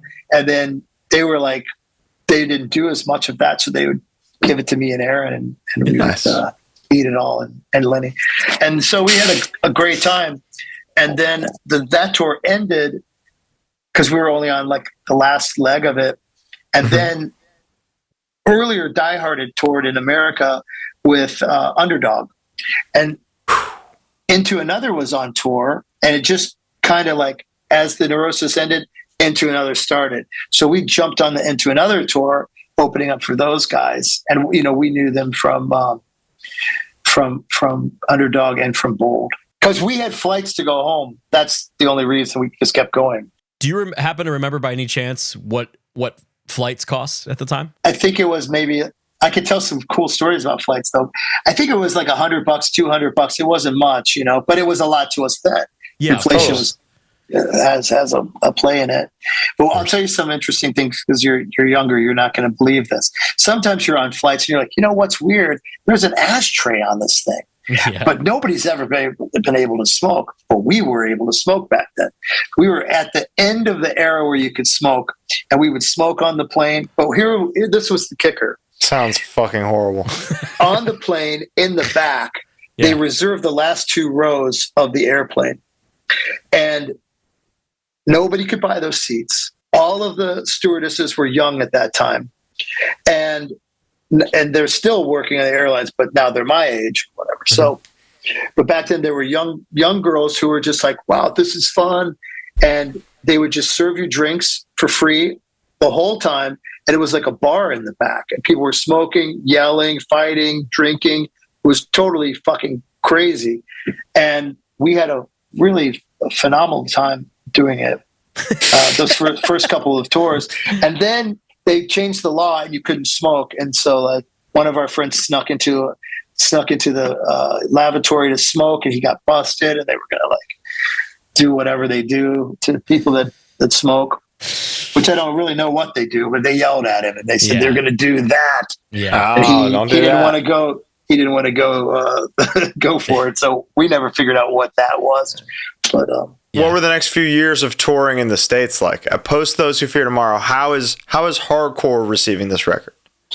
What are the shows like? We didn't do any tours with other bands, really. We did like small things sometimes with bands that we would like link up with for a few dates or something like that. Like Damnation AD, we did a few dates with them at some point. But mostly we would just like play like one-offs, or like we play a weekend, that kind of a thing. We didn't do like full tours. But are people receiving the record well? Like, are the shows good? Yeah, the shows, it was a mixed bag. I mean, the shows would be pretty packed, but at the same time, people would be like not liking it too. Wow. It's complicated. Something that I noticed about you specifically, whether it's promo pictures or videos that I've been able to find from way back, are you changing your style often? And this is something that like we've had stories of, where sometimes you were like varsity jacket Nikes, sometimes you were leather jacket bandana, sometimes, you know, like you were continually changing, evolving. Yeah, but at the same time, I've been doing music for like 40 years.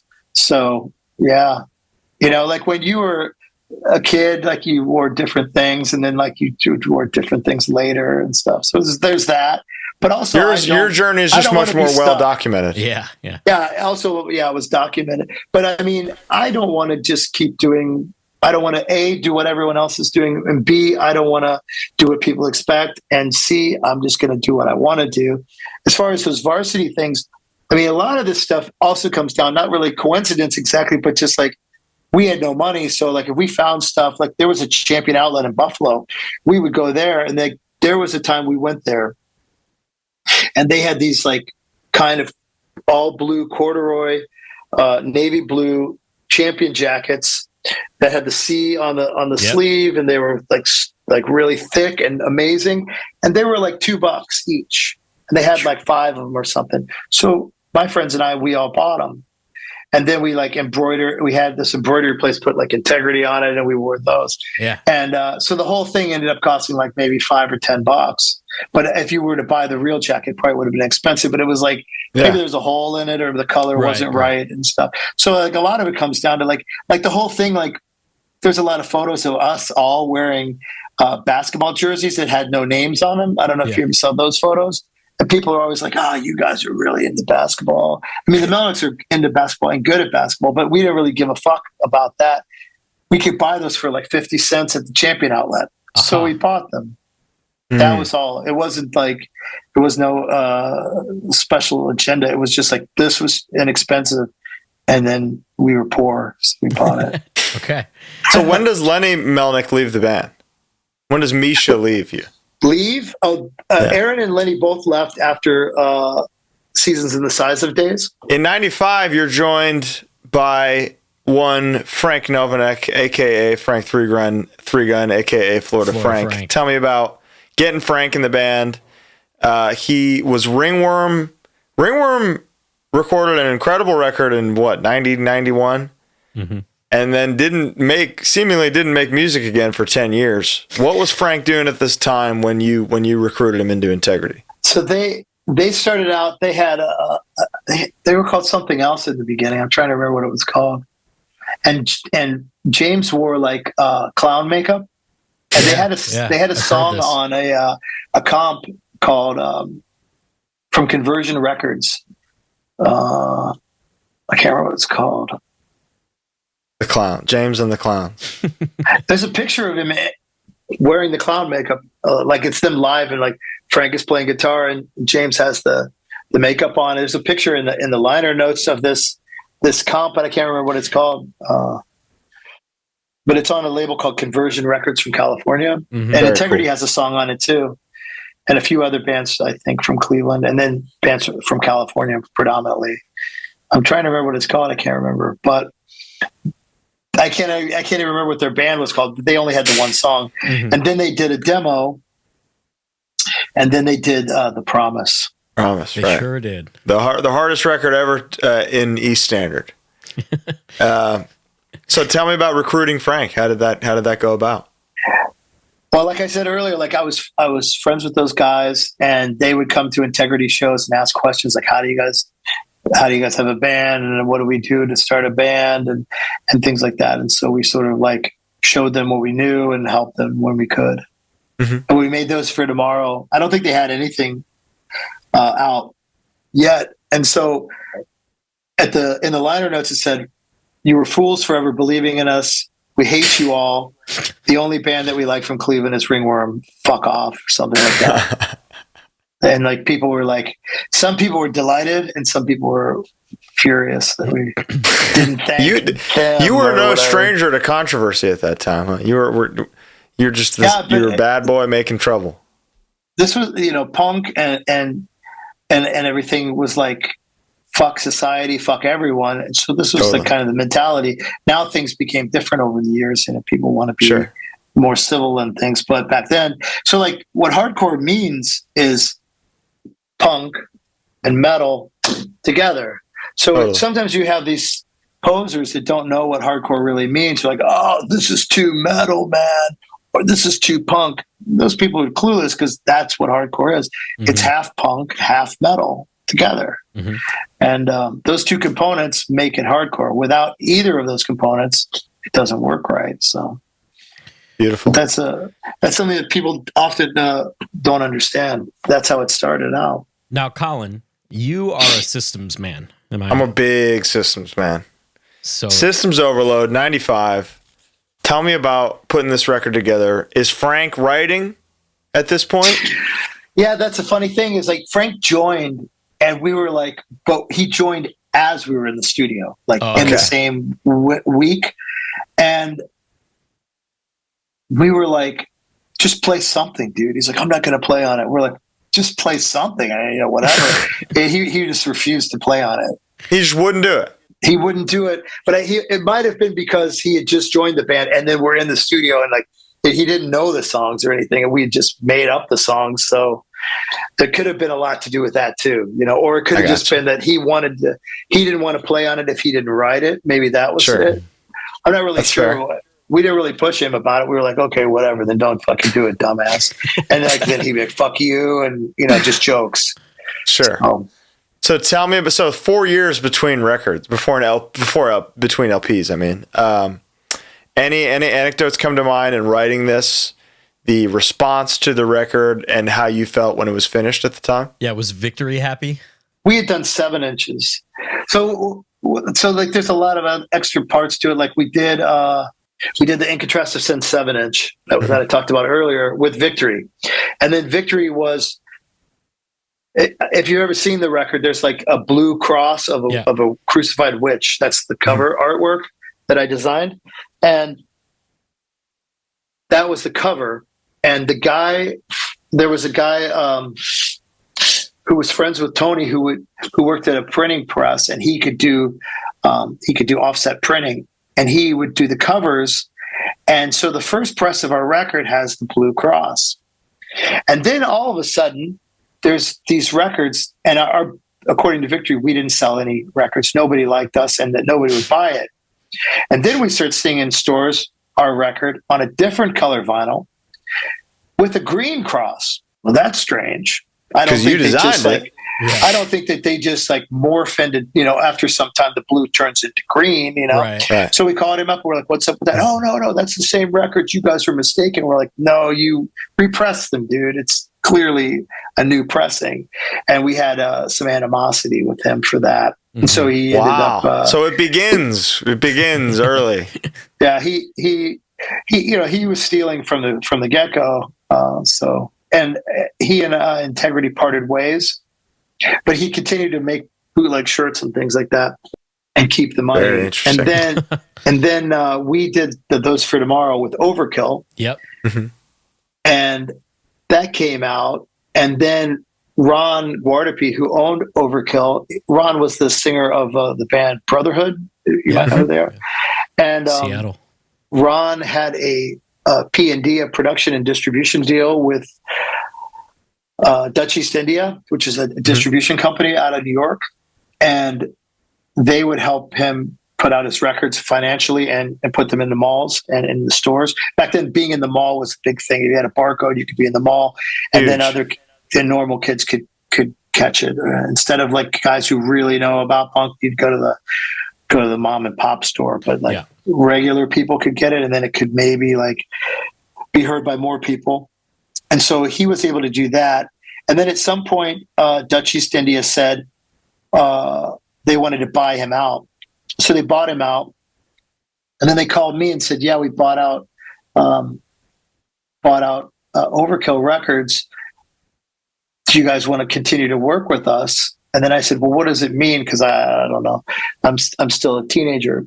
And they said, well, we did this P&D. They explained it to me. And then they said, if you want, we could do that for you. I was like, okay. And I had done a label called Dark Empire Records at the time. And I had done a 7-inch for my friends Confront. But I wasn't good at having a label. I just like to make things. I get bored. And maybe that's part of the whole thing. You said like some years I wear different clothing. So I get bored easily, So I did a label. And also nobody was putting out the Confront record. So I was like, I'll figure out how to do it. And I figured it out. And I did it. And then when Dutchie said, hey, would you like to have a P&D with us? I said, okay. And then they arranged to like make records that we had, that we would write and record. So they did a lot of things like that. So in 1990, you think you're like, okay, Victory's stealing from us because this isn't selling.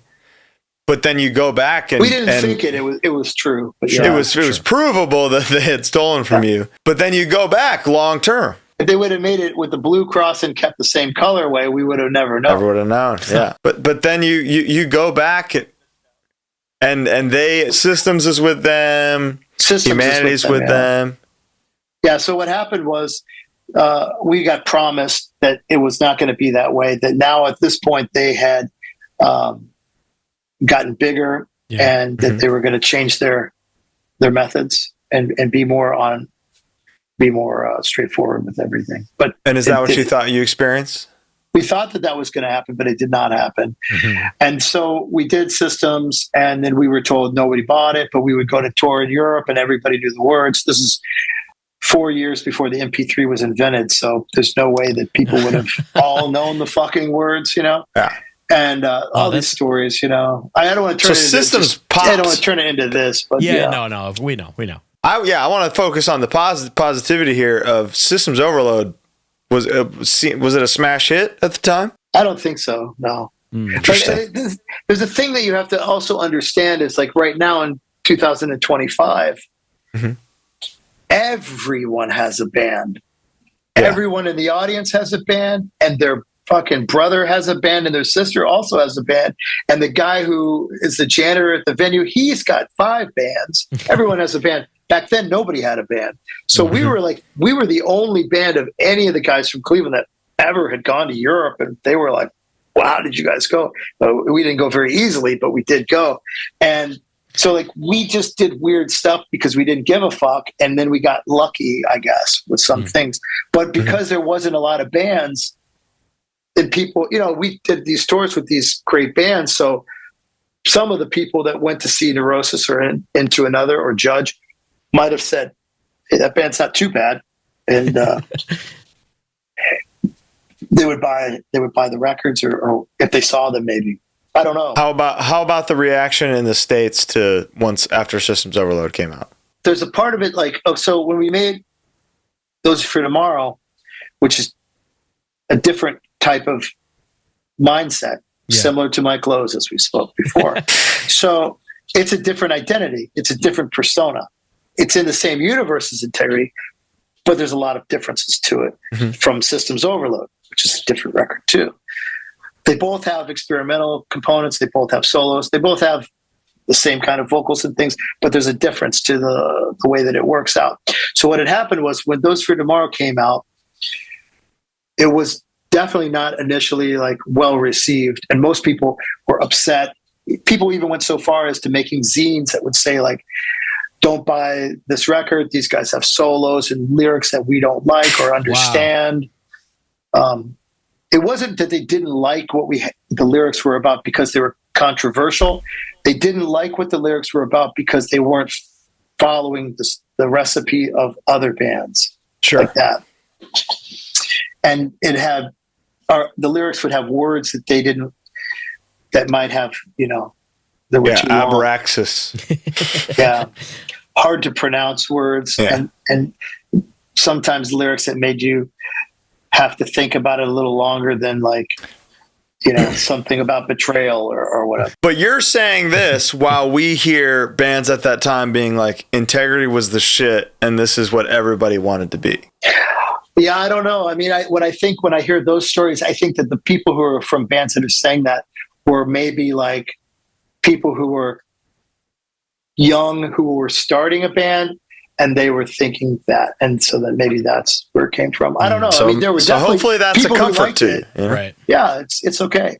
But there were people who liked it, but there were a lot of people who didn't like it too. Sure. I mean, we wouldn't be able to tour if no one liked it. Of course. So we had, but there were always people who were like really like against having solos. Like that for some reason was like really a deal breaker for a lot of people. And you still to this day. Yeah, still to this day, I have people crying about that. And on it's this funny. record, I'm glad you have the Armenian genocide, which is a solo for the Armenian persecution, about the Armenian genocide.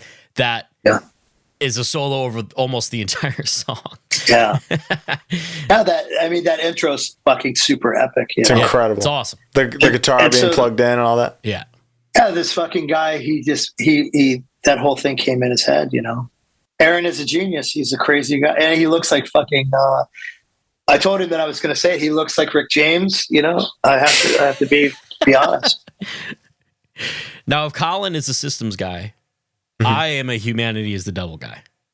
That was when I first discovered and for sure got an MP3 of Integrity, and this is where I went, because... And that's a year later. Yeah, I'm looking at the timeline right now, and it is crazy how... And then even the next record is a year later. It's wild. You got it when it came out? Is that what you mean? No, the year it came out? Or you got it when you were younger? Yeah, 96, I was 9. So I probably wouldn't have gotten it for another 5 or 6 years. So once Napster and all the... the blueprints. But just there's a big LimeWire. 4-year gap. Yeah, big 4-year gap between first and second LP. 1 year later, you're following up hard with an all-time classic, Humanity is the Devil. We did a lot of 7 inches in between there. You've done a lot of 7 inches in general. It is hard to keep that. You got a big discography. So if we come up with a couple songs that are really good, we don't have anything else, then we do a 7-inch. Or we would come up with some songs and we were working on an album, and then someone would be like, hey, do you want to do a split? Like, that's like the curse of the shit, is like people, let's do a split. You're like, fuck, dude, I'm trying to collect these songs for an album. Do you have a favorite split you've ever done? Yeah, it would be the split with Mayday. Those songs are the most evil songs that Aaron ever wrote were on that split. It wasn't on an album, so probably a lot of people don't know that. That's how it goes, man. The album is God. The splits and 7 inches are for like the super fans. It's also down tuned, so it has a totally different sound. Oh, damn. Okay, very cool. Will find that. There's a song called Kingdom of Heaven and a song called Rebirth. Okay, those are the two that stand out. And then there was a song called 18 Wheels, and then we also did a Negative Approach cover in that session. Evacuate. Cool. Humanity is the Devil opens with another iconic song that I know you have to play every time you guys play. Opens with vocal test. Those were the hardest lyrics I ever had to write. Yeah, of course. And obviously that song kind of defined intro for me as like a young songwriter myself. It was like, this is how you can do that? You can do that. That's awesome. But then goes into one of my favorite songs of all time featuring James the Human Furnace, that's right. Which is Hollow. Is this the first time James collabed? And is the voice under his part, is that you, or is that him doing the talking thing? Is that the vocoder? What is that? No, that's Charles Manson. Under his part? Yeah. Whoa. The serial killer, the mass murderer, Charles Manson. Of course. So it's a sample being played on. Mine HardLore has been blown. HardLore, baby. Wow. As far as, is that the first time that James ever collaborated with me or with anyone? With you. You two. I mean, I would say you two are kind of the two iconic frontmen of your. That was the first time that he collaborated with Integrity. He was our friend, and they hadn't done anything for a long time, and like we sort of egged him on. He was, I think, at the studio. We're like, why don't you fucking do something too, you fucking dick? You know, you can't just sit on the couch and fucking drink and fucking make jokes. Get to work. Agreed, man. Bertha's Pain should have been a lot earlier, but I'm glad we got it eventually. And then, you had original artwork by Pusshead on this record. Yeah. How was that experience?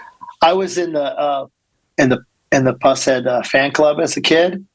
I used to write pen pal letters to him and fan letters to him and send him like drawings and little dolls. I would make like little evil dolls and things. And he would send me back these beautifully penned letters, and often with a free record or a 7-inch or. Still got them? No, I don't have any of that stuff. I don't keep things. I don't keep things. Really?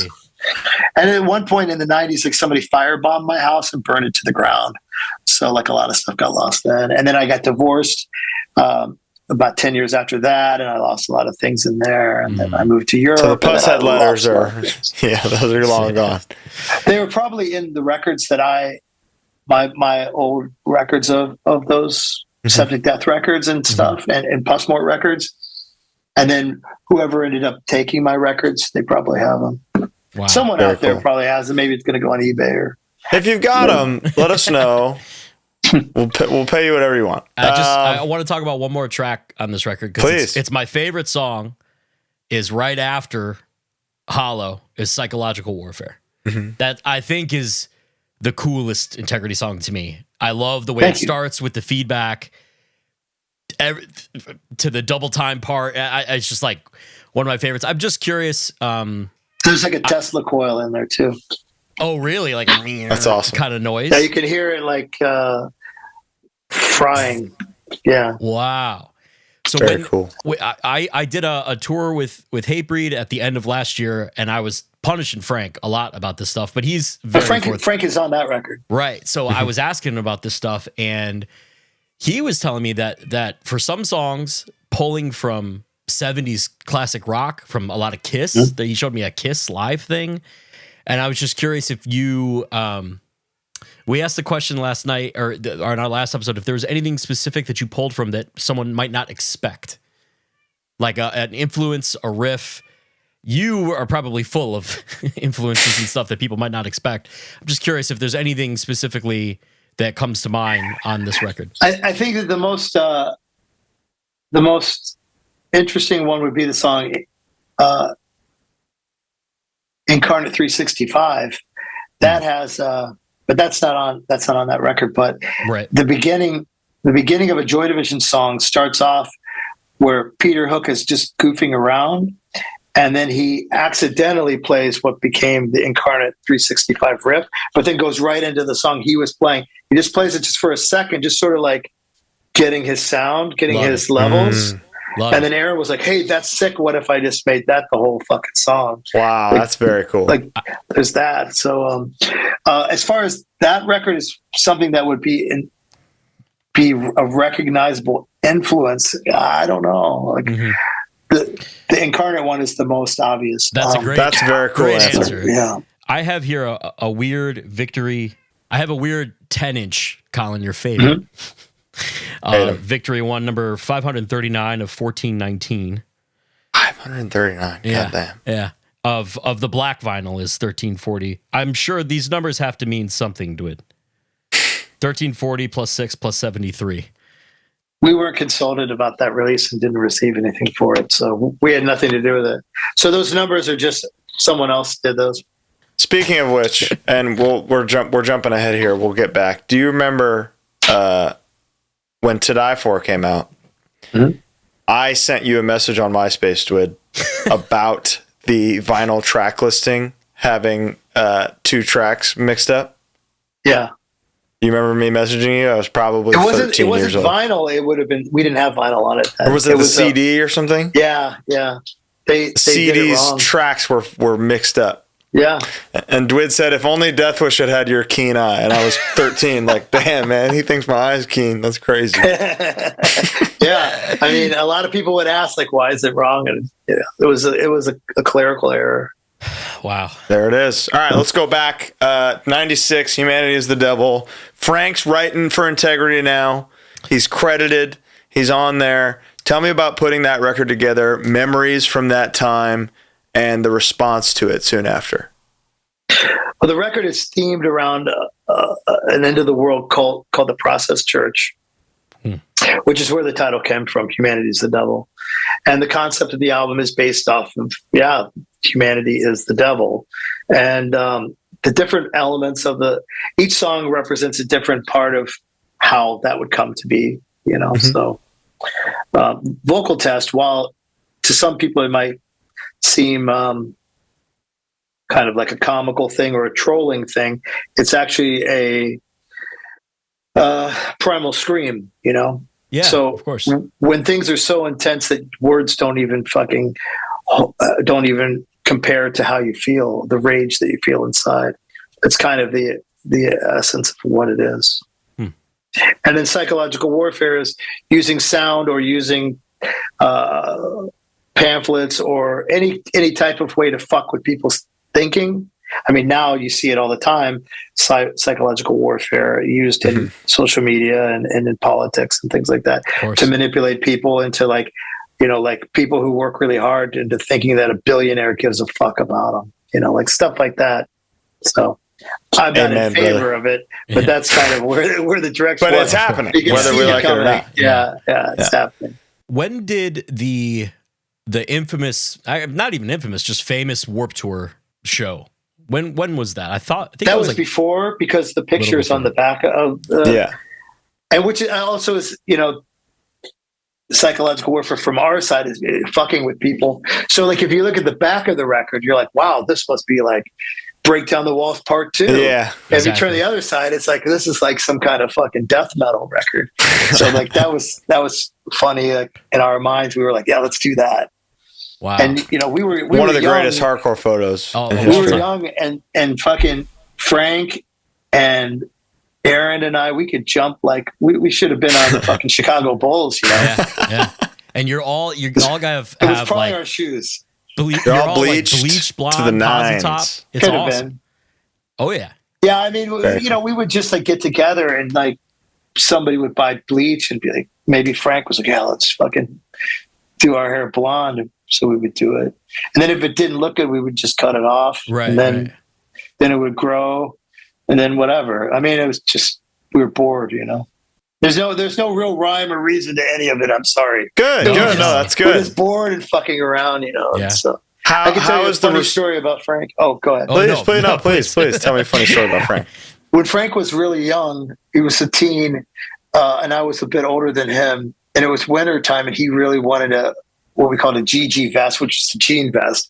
And he didn't have any money. So we went to this thrift store on Lorraine called Unique Thrift.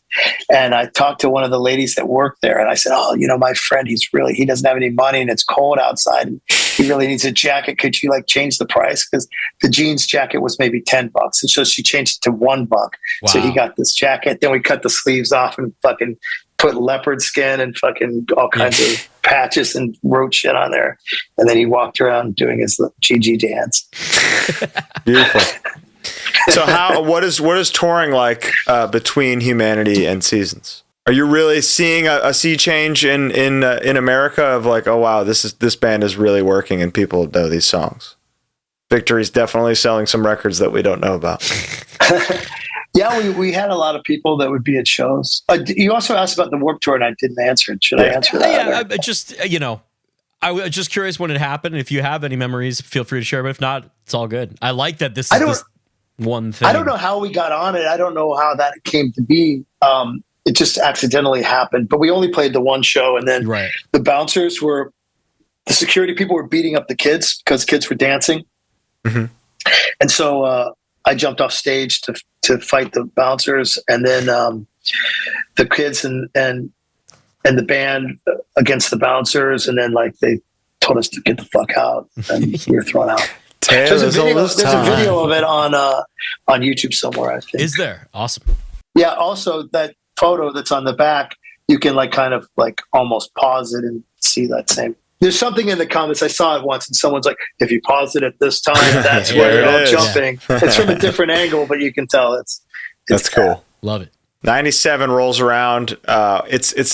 Somehow you do it again. You follow up 1 year later again with what I think may be the hardest Integrity record, start to finish. I think Frank would agree. I heard him get in a screaming match with Wayne over it.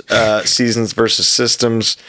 Well, Frank did a lot. Frank did a lot of the writing, so that might be why Frank is also part of it. That's understandable. I think Orbital Teleplastic Emanation has the single hardest Integrity riff in it.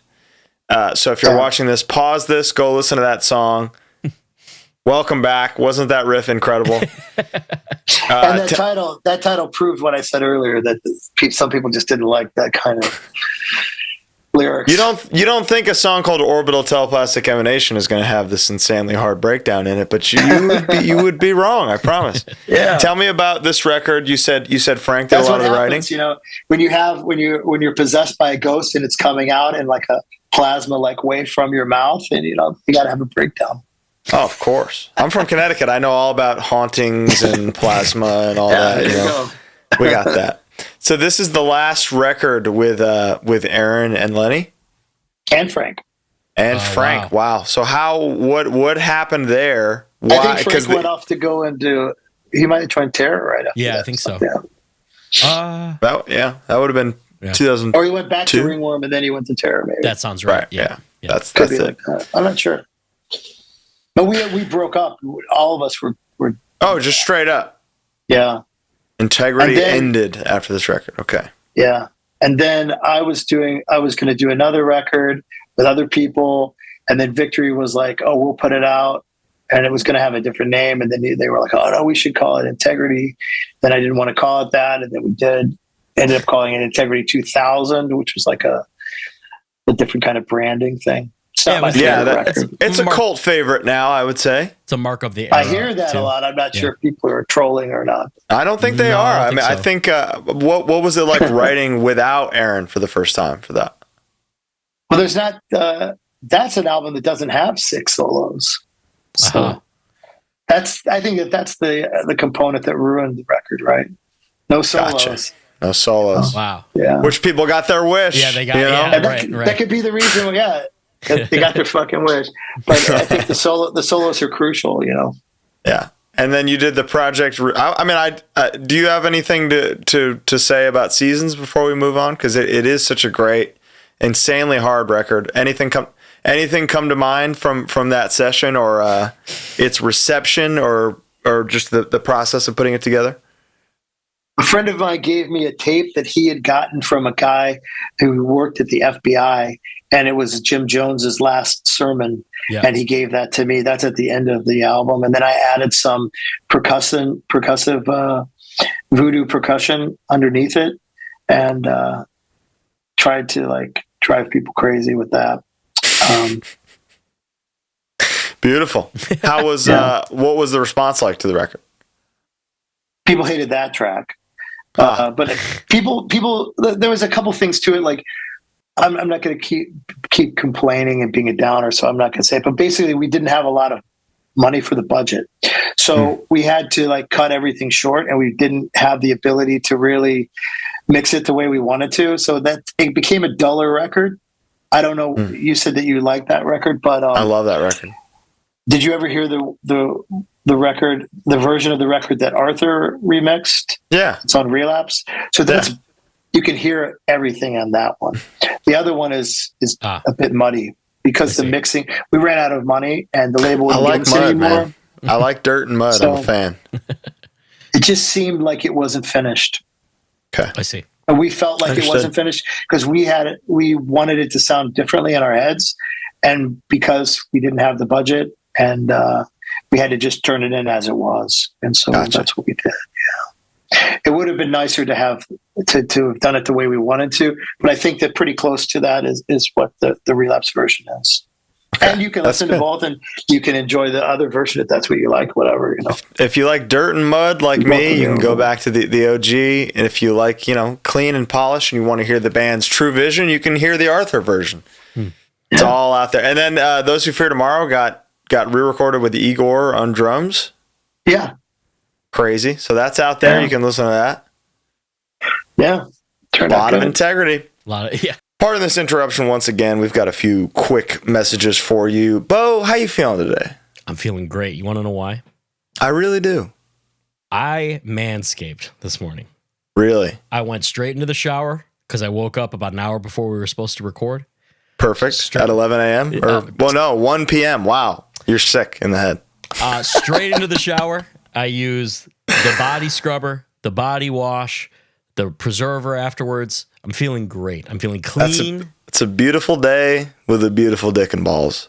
Thank God for Manscaped. We're going to use code HardLore to get 20% off and free shipping site-wide. It's incredible. It'll change your life. It'll change your the scent of your hair on all the nether regions, any region, really. It's built to do whatever you need. Your full body can be scaped. It doesn't need to be. Some people don't like when it is. Head to toe. You can do whatever you Head want. to toe, especially toe. Get them toes trimmed with the lawnmower 5.0. Okay, trust me.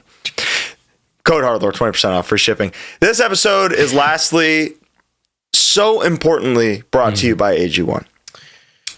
Colin. It is such a vital part of our everyday routine.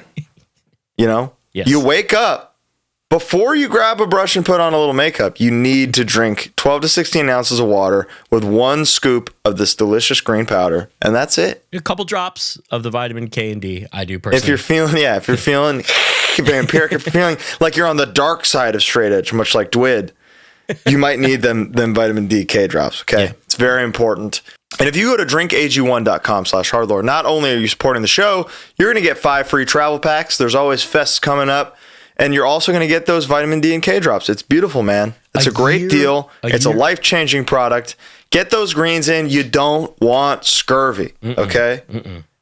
I don't want You that. don't want it. I wouldn't know personally, but I assume I don't want it. Yeah. Doesn't And have I don't, I'll eat. I'm sick of broccoli. I eat it every day. Just give me the IG1. Yeah, All right. and you're good. Back to the episode. Integrity 2000 had a second record, the Project Regenesis record, Yeah. with a bunch of wild covers on there. Yeah. What was the source of that? Why 2 Donna Summer covers? There's a guy from Connecticut who had garbage bags filled with psychedelic mushrooms.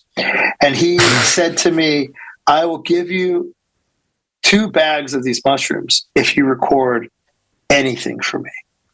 And at the time I had a Roland V drum kit and a Roland mixing board that recorded on this like big fucking hard cartridge thing. And so we just recorded a bunch of songs so that we could get the mushrooms. Wow. So you're trading Donna Summer covers for bags of mushrooms. For drugs. Yeah. Pretty good deal. Yeah, it was a good deal. Well, see, this is incredible. I thought you were just like really into Donna Summer and Gary Newman at the time. I'm into them too. I like them. I do like them. So it's win-win. Closure is you're back to the Integrity name now. And this sounds like you were like, guys, I want to make that band was going to be called Angela Della Morte. But again, Victory was like, no. And at the last minute, they convinced me to change it. So this is a real Exorcist 3 situation where the studio insisted. That's good. Yeah. Yeah. Interesting. Sort of like that, yeah. This is like your Misfits record. It feels like Earth AD.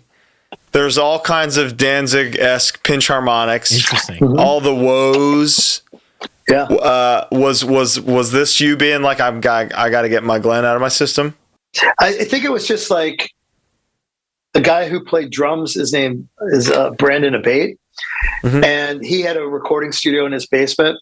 And he's the guy who did the woes and the they're better good singing. The better he singing. sounds like David Havoc. It's crazy. He's really a great singer and a great musician. And on the drums, he would use like unconventional things to do percussion, chains and spooky stuff. And he did a great job. It's around this time, shortly after this, you moved to Belgium. No, I moved to Belgium a couple years later. It would have been 2003 after To Die For. So what made you move to Belgium? After closure.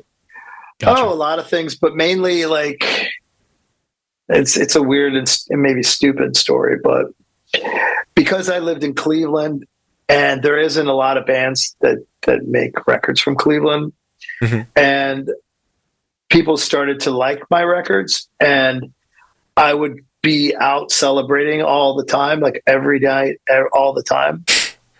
And I wouldn't get anything accomplished. And so that was part of the problem that I had with it. And I needed to work on things instead of just celebrating all the time. It's ridiculous. Wow. So that was most people would go the opposite way and be happy to be able to celebrate all the time. Sure. But I was going the other direction. I thought that I was wasting my time. And I also thought that some of the records I was making were beneath me and not as good. So I wanted to do better. That was part of it too. Well, To Die For was a great one to go out on before heading to Belgium. So that's a big achievement. Some of the songs are good. Yeah. I agree. I was so passionate about it. I messaged you about the track list when I was 12 years old. How did you land on Ghent? Was it MySpace or Friendster? I think it was MySpace for sure. I wasn't a Friendster guy. I had a Zanga blog. Jesus. Then I went straight to MySpace. How did I get to Ghent? Yeah. I originally went to Kortrijk, and in Kortrijk I have a friend named Hans Verbeke, and he is the singer of the band Liar. You might know who they are. Okay. And on the tour that I did for To Die For, early in the tour, he said, "Hey, I just bought this big house, and I live alone, and there's like 5 bedrooms in there. And if you want, after the tour, between tours, you could like stay there as long as you want, man." And I was like, very cool. Wow, I never thought about that before. Like every time I would tour, I just go back home and never see anything except for what I'd see on tours. Like you go on tour, you don't see the things you want to see. You just go to the next show. You drive past the things you want to see, and they're like, especially in Europe. Yeah, especially in Europe, they're like, you cannot see it, not possible. And then this is not possible. Is good. That's the number one response of all Europe. It 100%. Is not possible. Yeah, I heard it. I heard it like 25 times this morning alone. So it's like that. Is it true that you make skate ramps for local kids in Belgium? I made skate ramps. There's skate ramps around my house. Yeah. Fuck yeah, that's awesome. So, got to keep the kids skating. During the COVID time, everybody was inside, and the kids in the neighborhood were all just glued to like devices and gaming and stuff. And at the time, my youngest son was, I think like 7 or 8. And he had never climbed a tree. He had never he'd never fallen off anything and got hurt. And I thought that was a shame. So I made him get hurt. And I said, well, we're going to build a ramp. And so we built a ramp. And then we built another ramp, and then we built a few other ramps and just scattered them around the neighborhood. And we also bought a couple basketball hoops because there wasn't anything there is still not anything in the neighborhood to do for the kids. So I just sort of contributed that. But it's all around you created my house. An American utopia in Belgium, in Ghent, little Cleveland. Did he get hurt? No, I ended up getting hurt. I broke my elbow. Oh no! All right, Jesus, that sounds bad. That's a tough one. Yeah. To Die For had an interesting lineup on it. We don't have to get into specifics if you don't want, but it made for a really great record. I see people saying this is people's favorite Integrity record. Some, and I think there's people who go into Integrity without the context of each lineup individually. People love this one. Are there any fond memories of putting this together after doing Integrity 2000 and Closure? We recorded it at Spider Studios, which is a small studio that was owned by a member of the band Chimera. You know who they are? Yeah, of course. And he started the studio, and he also recorded the Chimera records there. And it was like it was the first time we ever recorded digital. Mm-hmm. Before, we had always recorded reel to reel up until then. And Closure was ADAT. But 2000 and everything before was all done on big reel. Yeah, so this was recorded on a computer, so you could like move things around, and you could like use triggered drums, and he had this like Dave Lombardo CD or something where it sounded like Dave's kit, and he could just like with MIDI like program in the drums and just made it work when it wasn't working, and turned out really good for what it was. Like it's a good record. There's a lot of parts where I'm like, this thought ended abruptly where it could have continued on, but that's like my side of listening to it. You know, there's always little things you like wish could have been done differently. Well, sometimes some records turned out great without any change, but. So The Blackest Curse is the first record eventually with your kind of new ensemble. Is this still in some capacity the ensemble you've got now? No, two of those guys were on To Die For as well. Oh, okay. Right. Mike Jockum and Steve Rockhurst. Steve was the bass player on To Die For as well. Gotcha. And he's the current singer of Mushroom Head, actually. Oh, cool. The high voice. We shared a trailer with them last year. Did you meet fest. Steve? I to be honest with you, they were in Wardrobe. I have no idea who I met. Oh, okay. To be honest with you, I don't know what he looks like when he wears that makeup, so I don't know which character he would be. But he's the guy who sings, you know, like the higher voice. Condemned man. That guy? Yeah, that Convicted man. Couple tracks, man. I've heard. He was couple tracks. He was the bass player on my records. And, that's awesome. Very cool. And he owns the Mars mixer and all the whole studio, and it's in his basement. Whoa! Wow. Okay. Yeah. That's pretty sick. Good to know. It's still an option. Yeah. Do you have a personal favorite Integrity record looking back? I think that either Those for Tomorrow or Humanity is the Devil.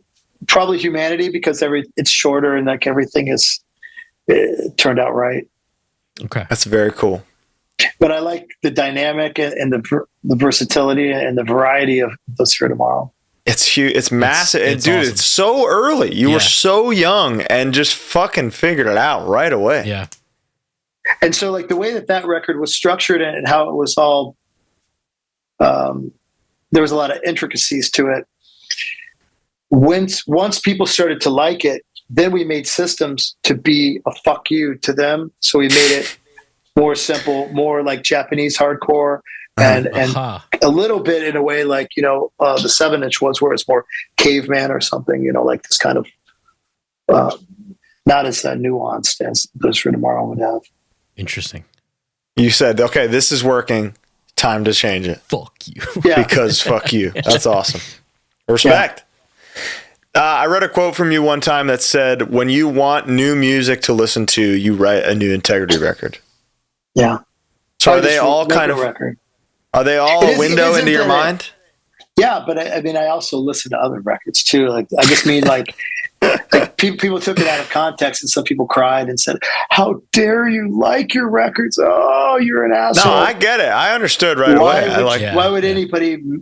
But that's always been a thorn in a lot of people's side, is that I like the records that I make, because if I didn't like them, why the fuck would I make them? Yeah, of course. 100%. There's some morons out there who think that you're not supposed to like your creations. But if I didn't like it, then it'd probably be really fucking terrible. Why would I? And sometimes you get 2 big bags of mushrooms, so who cares if you like it? Yeah, well, that record I don't really like, but I like the mushrooms.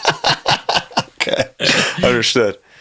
Dwid, I have an important question for you, I think. Sure. Oh, I bet I know. As once the primary representative for the dark side of straight edge, now as a primary representative for the dark side of all things, do you believe in ghosts? Yeah, absolutely. Yeah, I believe in a lot of supernatural things. I've had experiences like that, and yeah. Tell me more. Tell me about an experience with a specter. Anything I can tell you a couple. Yeah, I can tell you a couple. I'll tell you one that isn't as great as, and then I'll tell you a better one. So we used to do this. Navinik and Aaron and Lenny and I, we used to break into this old police building that used to be across from that building I was telling you about before, the film building. And it was in a rundown, at that time, a rundown part of Cleveland.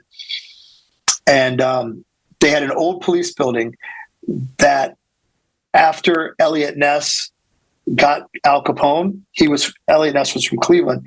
Oh. He returned back to Cleveland, this heroic guy. And Cleveland had a serial killer or serial killers that were called the Torso Killer. Mm-hmm. And he came back to Cleveland, this hero who had caught Al Capone. And they all thought he's gonna solve this serial killer thing. He never solved it. And every time he would get evidence, it would disappear from his desk. And there was the theory is that the police were in on it. It was sort of like a thing where it was a lot like how our records play out, where it's like trying to exterminate humanity. That was kind of the concept, I believe, of what the Torso Killer was doing. But the building where his office was across the street from where I lived, and it was abandoned, and we would break in there and wander around all the time. And his office was still there, and his office still had files that had his signature on things, and like all these documents that were his, and like things like that. You would just like pick it up and it'd have his signature and different things. And we got a kick out of that. But the goal of going into the building was to get on the roof. That was the goal. And for an entire summer, almost every night, we would go in there, often on LSD, and try to get to the roof. And so eventually we fucking figured it out, and we finally got to the top. And I had a small gun with me, and I was in the back because there's a lot of homeless people and crazy people in there. There's a lot of stories that I could tell you about that. Like one thing, for example, if you ever do exploration and things like that, when you walk into a room where you feel a sense of someone being in there, it's an important thing to do is to take a very big smell. Mm-hmm. And if you smell the sweet, sugary, candy smell of shit, there's a good chance that there's a human in there and they're shitting somewhere because they're in there. And they're not going to have a flowing toilet. So that's a sign that you know there's a human there, so you can be aware that, you know, things could go south. Yeah. So poop, you smell poop, get out of there. Get out of there. Not just poop, because it could be animals. It sweet has to be poop. sweet with sugar in it, because animals don't eat sugar, you know. So. I'll do some research. Yeah. Personal research. I mean, maybe some animals eat sugar, but you know. Sure. So we get to the top, and we smelled this, and there was a guy who came out in his like tidy whities and nothing else on, and he walked up to us. He's like a big like Lenny of Mice and Men type guy, if anybody gets that reference. Of course. And he came up to us like like kind of a lurking guy, and he said, "I wouldn't go in that room." And then he walked away. And so Mark Konopka, who was the drummer on Systems, and he was in Outlaws, he was like, "I'm going to go in there anyways. I don't care." So he bursts in the room and he goes in, and that's where the guy was shitting. So he said, "Don't go in there because I shit in there, dude." So his feet are covered in shit now. And we had a good laugh. So we end up getting into this guy's kind of chamber. We continued walking around, and we found this room, and we opened the door, and my friends went in first, and I stood in the back because I had this gun, and I wasn't sure what that guy was going to do, because maybe he was going to attack us. I don't know. Mm-hmm. So, and plus we're on acid, by the way. So my friends go in, and they climb up this like ladder, and they're cheering. They had all gotten up there. Mm-hmm. And so I'm like, okay, now I'm going to go up there. So I go into the room, and I look across, and I see this doorway across this dark, dark room. And I think, oh, I'm going to go into that and to see what that door is, because I knew my friends were up, and I could see that they were up, and I'll do it. I could see this door. Yeah. So I'm like walking to the door, and I take a step. This isn't a shit story. This is crazier. So I extend my foot out to take the next step, and I hear this voice that says "stop," as loud as like anything, like echoingly loud. And it wasn't my friends; it was in my head. So I stopped. I froze, and I looked down, and I was above the elevator shaft, and it would just dropped all the way down. And I was like, "Holy fuck!" And I leaned back, and I was like, fuck, I almost fell on the fucking thing. So I climb up the stairs and tell those guys, they're like, yeah, you're a fucking dumbass. And we hung out up there. And then it was kind of, that was the end of the whole thing. We didn't have any real reason to go in there again, so we never really went in anymore. Mission accomplished. And we went back down. So then that's maybe an apparition, maybe a ghost, or maybe just like something my senses were waking me up, a survival type thing. I don't know, but it was a loud, like deep voice that told me to stop, and I did. So then a few years later, I was married to my first wife, and I was staying. It was Christmas time, and I was staying at my in-laws' house, and I don't think I had ever stayed there before. I'd been there before, but I hadn't stayed there before. And because it was Christmas, everyone's going to stay together and open Christmas presents and things like that. Beautiful. And I had either played a show, or I was at rehearsal, or I don't know what I was doing. So I drove there, and everybody else was asleep. I drove there later in the evening. Everyone was asleep, including the in-laws. So I went up to the guest room and got ready to go to sleep, got into bed.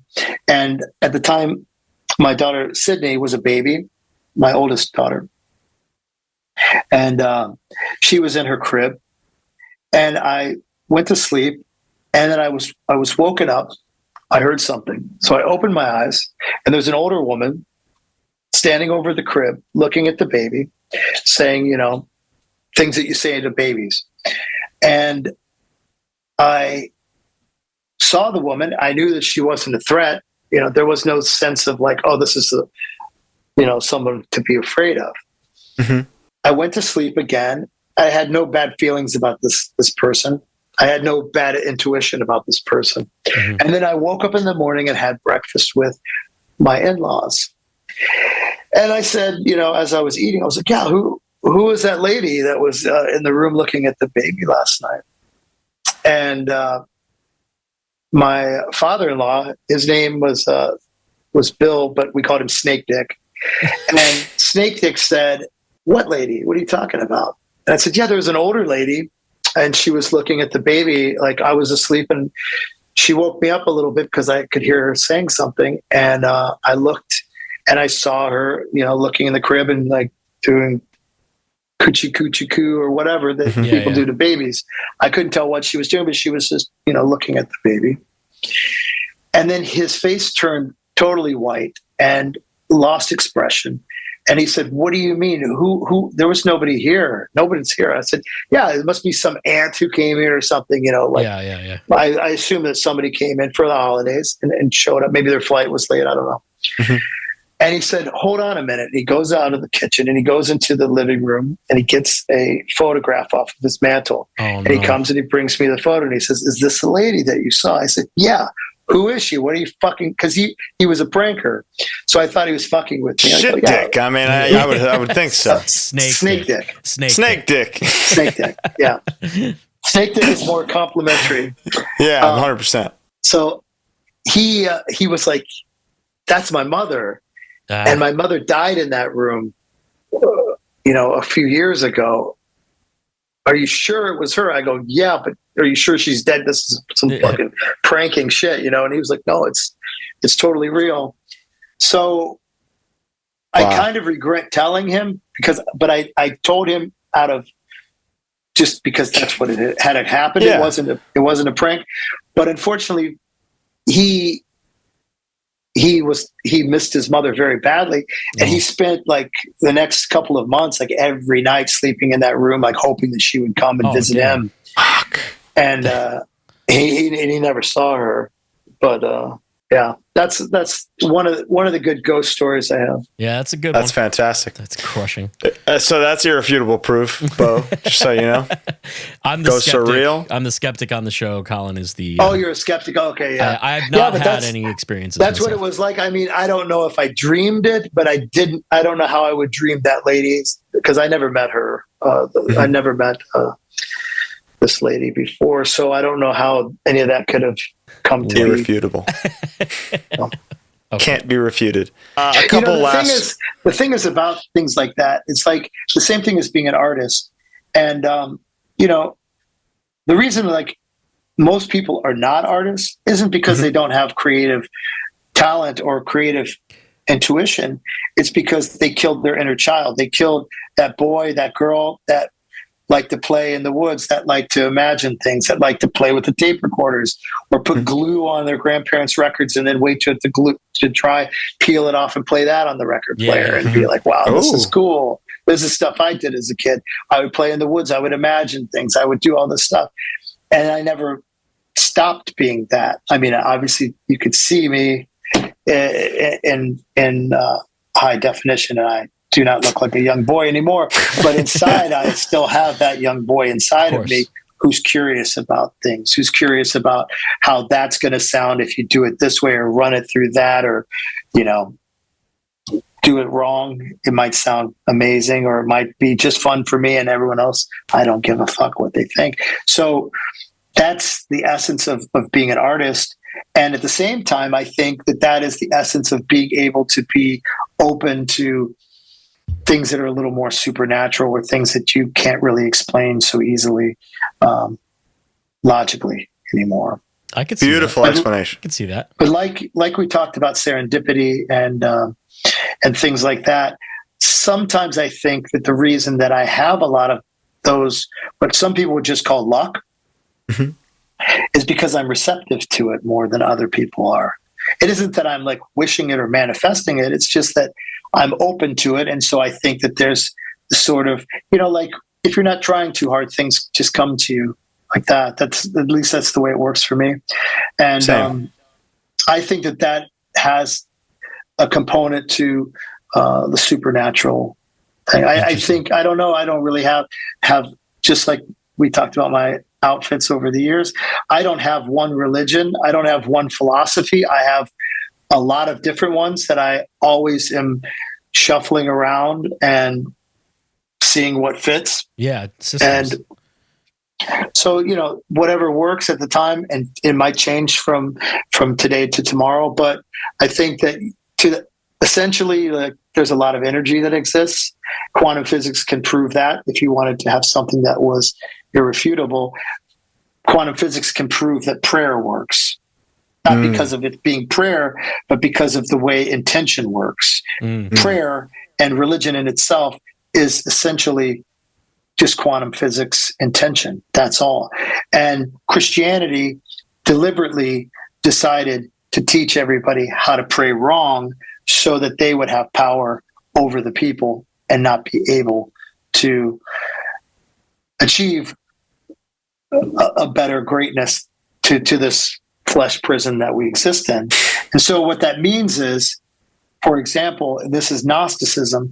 So if you have a sick person in your family that's in the hospital right now, your first intention is to say, I pray, or I hope, I wish, whatever words you would use, that person is no longer sick. I want them to not be sick. By saying that, you're reinforcing the fact that they're sick. What you have to do is you have to imagine them healthy. You have to imagine them in their most healthy state. And then if more and more people do it, there is an opportunity. It's not 100%, but there is an opportunity that our bodies are designed in a special way that our minds can heal ourselves by not PMA exactly, but by imagining, by manifesting this, by thinking healthy thoughts, Beautiful. And you see a lot of people who do that. And I think that this is a component of creativity as well. I think all this stuff coincides.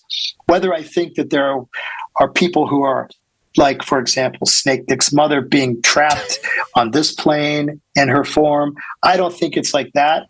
I don't think that there's like Poltergeist or something in the films.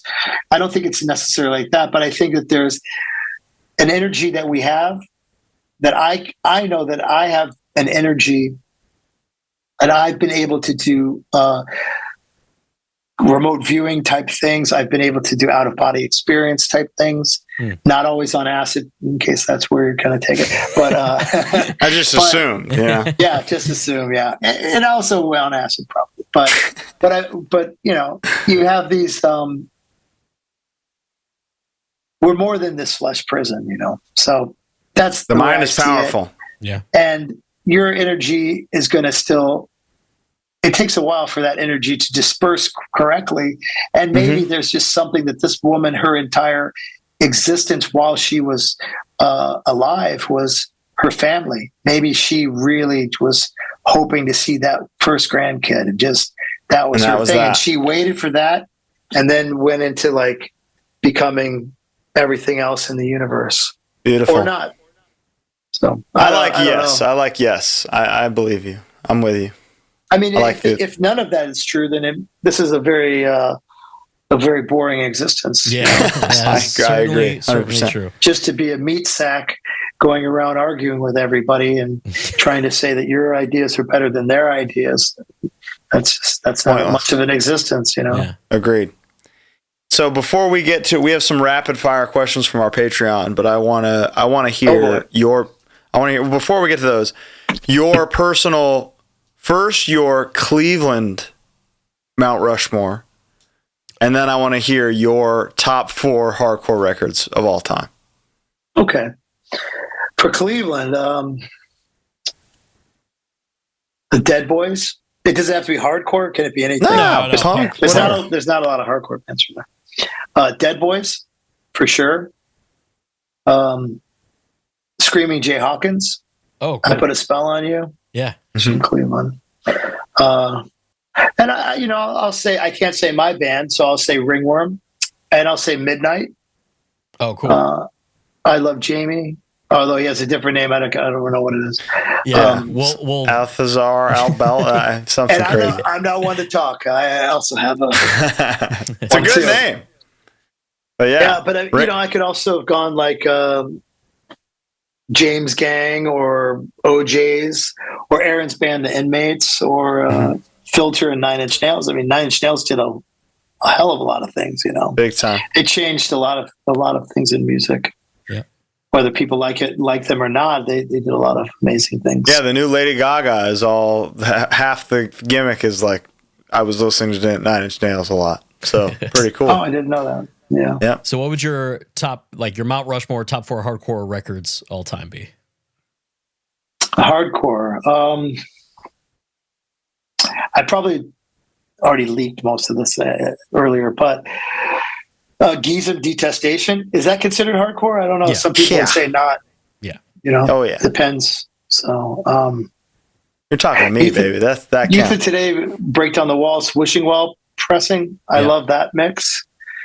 But, and like how you said To Die For is a special record for you, because that was a period for you of a certain time in your life. Mm-hmm. And it might have been that time in your life where that was your best summer before you became an adult, and you had this amazing summer. And that was a song that was a record that maybe was, played a lot around your friends. This is how I sort of came to terms with this type of stuff over the years touring. And I'd always see someone, this is my record. This is the one for me from Integrity. And I'd always notice I could just, like a tree, I could find where that ring is. Yeah. Oh, okay. You were 17 that year, weren't you? And you were about to go to college. And good year. you met your girlfriend or your boyfriend, and that was your summer of '69. You know, like Bryan Adams. I don't mean it to be crude with '69. No, I understood. Justin Ethan would. Hopefully, we all have our own summer of '69 in some way. You know, mine happened to be with Systems Overload. Yeah, right. It seems to be like that. It seems like when certain records come out, like some people associate those in a nostalgic way with those time frames. Yeah, and for me, Youth of Today, Break Down the Walls is a very special record. Not just because it's an incredible, energetic record, but also because, and not just because Bo is wearing the shirt either. You know. I believe you. What's number 3 and 4? Going on the tour was a special time for me. It showed me a lot of things about music, and I would say Negative Approach, Tied Down. That's a very incredible record, and just raw. I could say raw power too. You know, so like you get a little more Detroit in there with the Stooges. Septic Death. Needs So Much Attention. That's my whole back is tattooed with the artwork of that. That's a special record for me. Those would be my top 4. What I call hardcore. I don't know if everybody else would call it hardcore, but I could also do 7 inches, and my 7 inches are probably more in the wheelhouse of the Youth Crew stuff.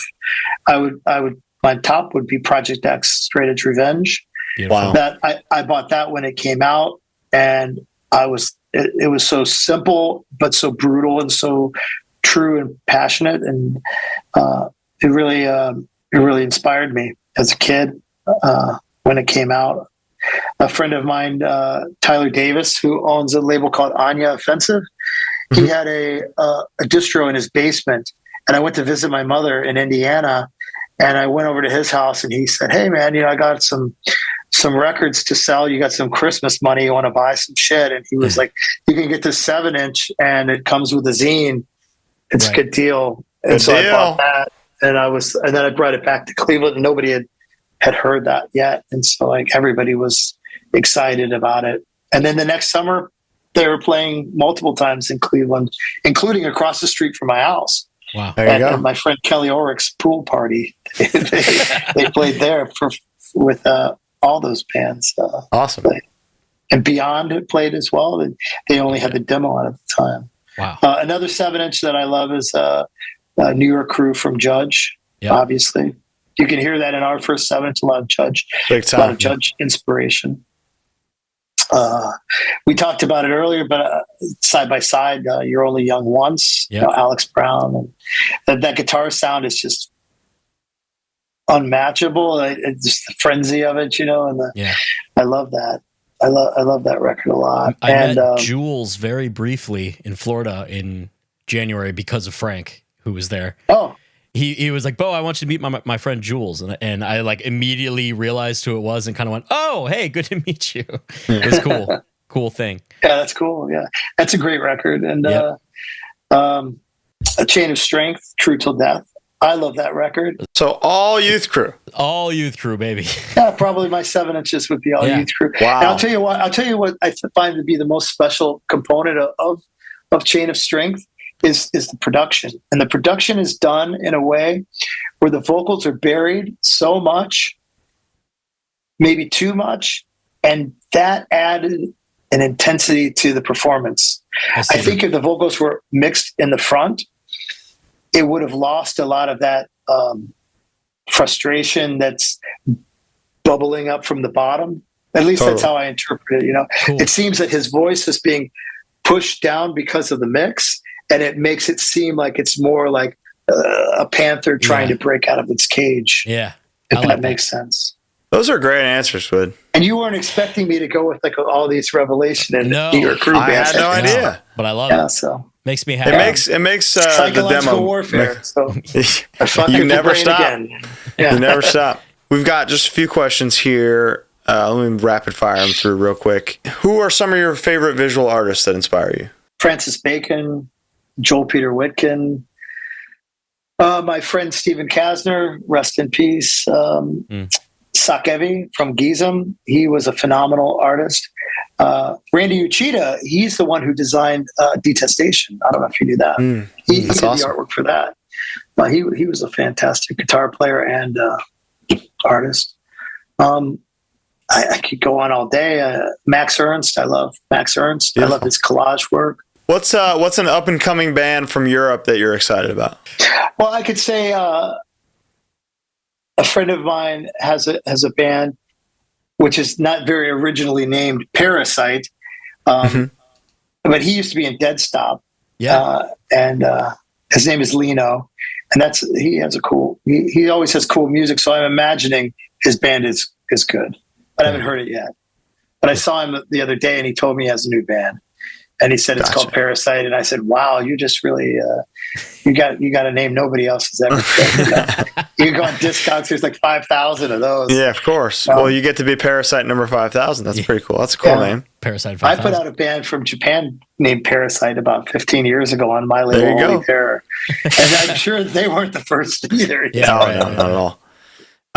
The story behind the remixing and remastering of Those Who Fear, and what was the other one you did it for? Seasons? All or of Humanity? All of the Victory ones. Is that to get him off of Victory? No, I actually got all the records back from Concord. I could put them out. I could put them out in the original mix, and I could have saved money, right? By just doing that. But I didn't want to do that. I wanted to make it a new experience. I wanted to be able to experience something new myself, and I think Aaron did too. And I reworked the artwork as well because I wanted it to be something that was reimagined a little bit. It's still the same records essentially, but yeah. And also I wanted to add, like we spoke earlier about Igor being on the record, which he's a legendary drummer and one of my best friends. We used to be neighbors, in fact, in Belgium for a while. And also Brandon Gallagher played drums on the songs that Igor didn't play on. So I have two different guys doing the drums on that. And Brandon is in a band called Trace Amount from New York. Awesome. And I didn't want to leave him out of being mixed. But of course, Igor Cavalera, this guy. It's a big deal. Big deal. Born a legend, so it's kind of it's hard to not be in his shadow. Absolutely. And every time I hang out with him, people hand me cameras. Can you take a selfie with me and Igor? And Igor's like, sorry, dude. we were at a festival together. We were waiting to see Twisted Sister. And Twisted Sister, by the way, totally blew us off. And even Igor, they blew him off. We were waiting like complete fans.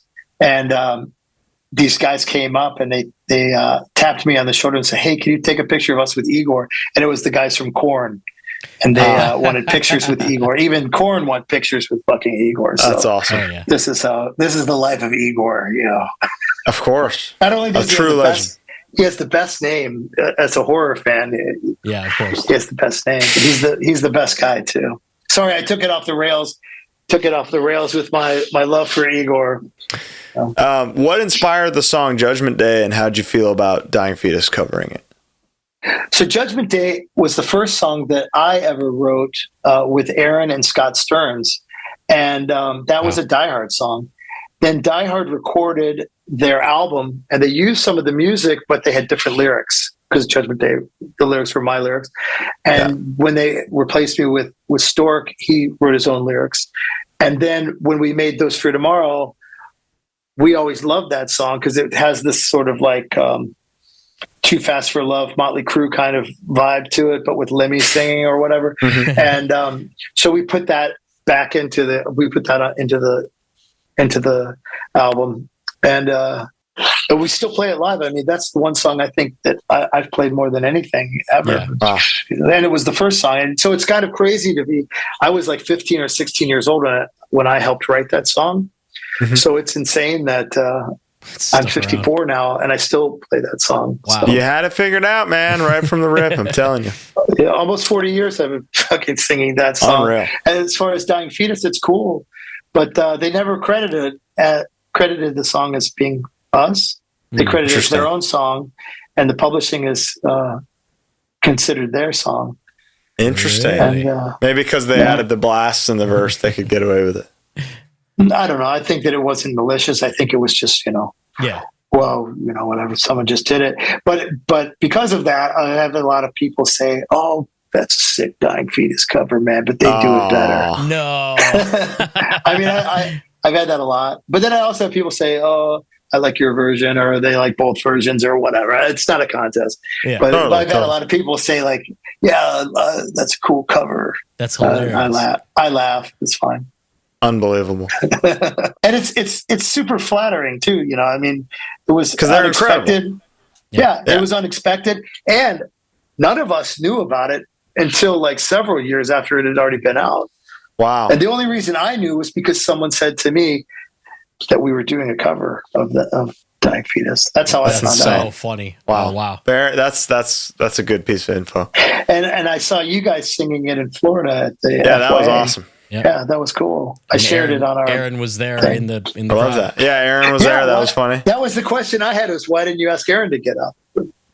Didn't know. They didn't think about it. I don't think. But the answer is Aaron doesn't look like Aaron. The Aaron that everybody thinks, the shaved head Aaron with like a weird mustache, looking like Mario, Super Mario jumping, but it's like a bald Super Mario.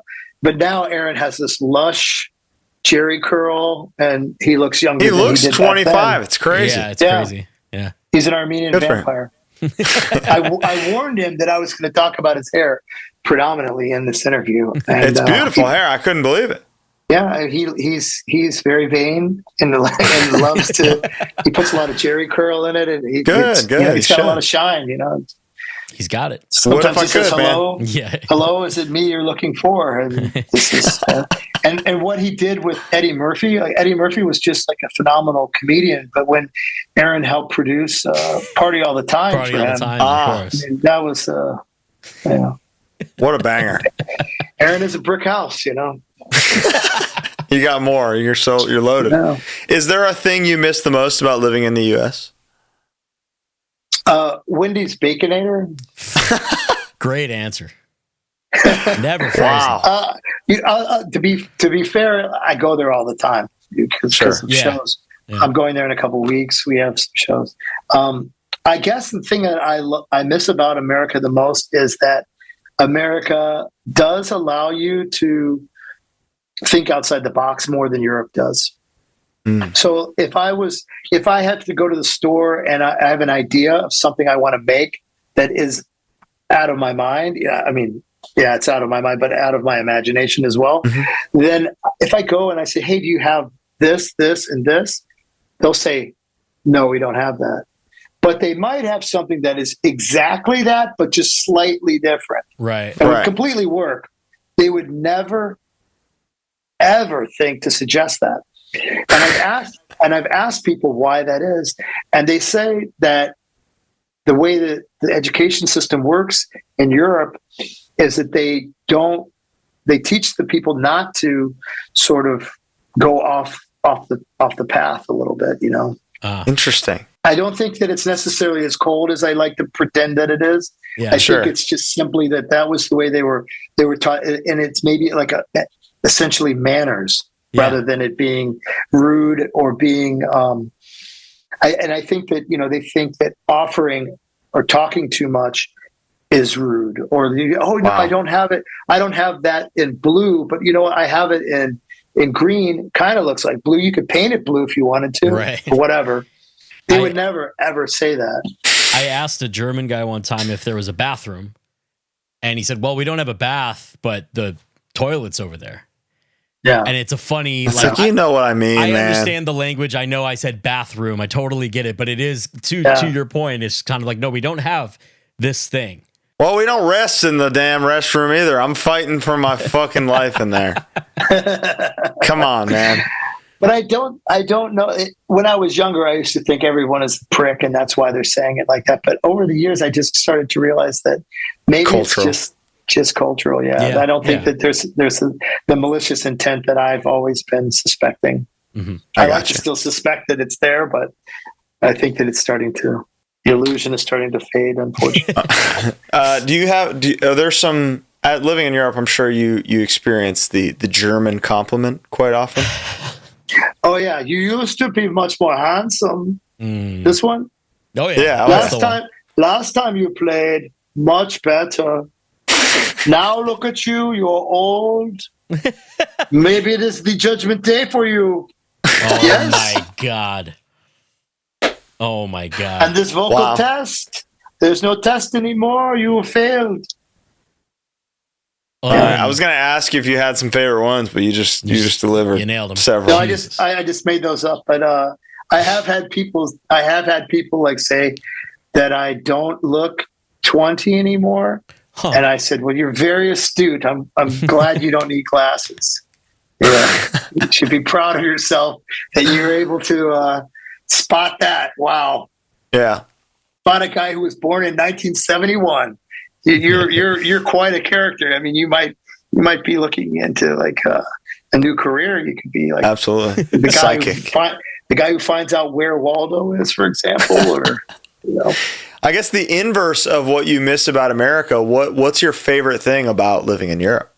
My favorite thing about living in Europe, I'm not overly political, but it's going to sound like I am, I guess, because some of the jokes I made earlier as well. But the government is not treating the people like they are employees that they're just desperate to fire and looking for any reason to fire them. Like, these fucking freeloaders again. Yeah. Fuck. Sure. How dare them want Social Security that they paid into for their whole life? Oh, these motherfuckers. Amen. You know, they don't do that here. Over here, the government, I mean, there's flaws too. Over here, the government looks at the citizens as if they are, for lack of a better parallel, the parents of the people. And so if you have a child and your child, like I said earlier, falls down, you teach them to get up, but you don't make them afraid to fall down, and you get them back up on their way, and you help them get into make things better. You know, help them get on track, help them get their life together, and help them develop as people, because that helps your country, that helps your society. If you teach the children how to do great things, they're going to take care of you when you're older as well. Right, and that's one thing that a lot of people don't see too. And that's the culture in Belgium? And that's sort of the culture, although it isn't the exchange of expecting it to be taken care of when you're older as much, but that's a component.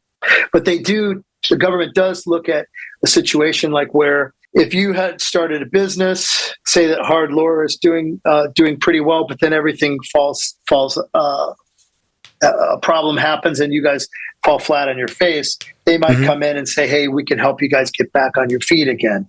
Mm-hmm. Or if you're a person who was a coal miner and they said, well, you know, this is a job that no longer is available, but they would, this is a real thing.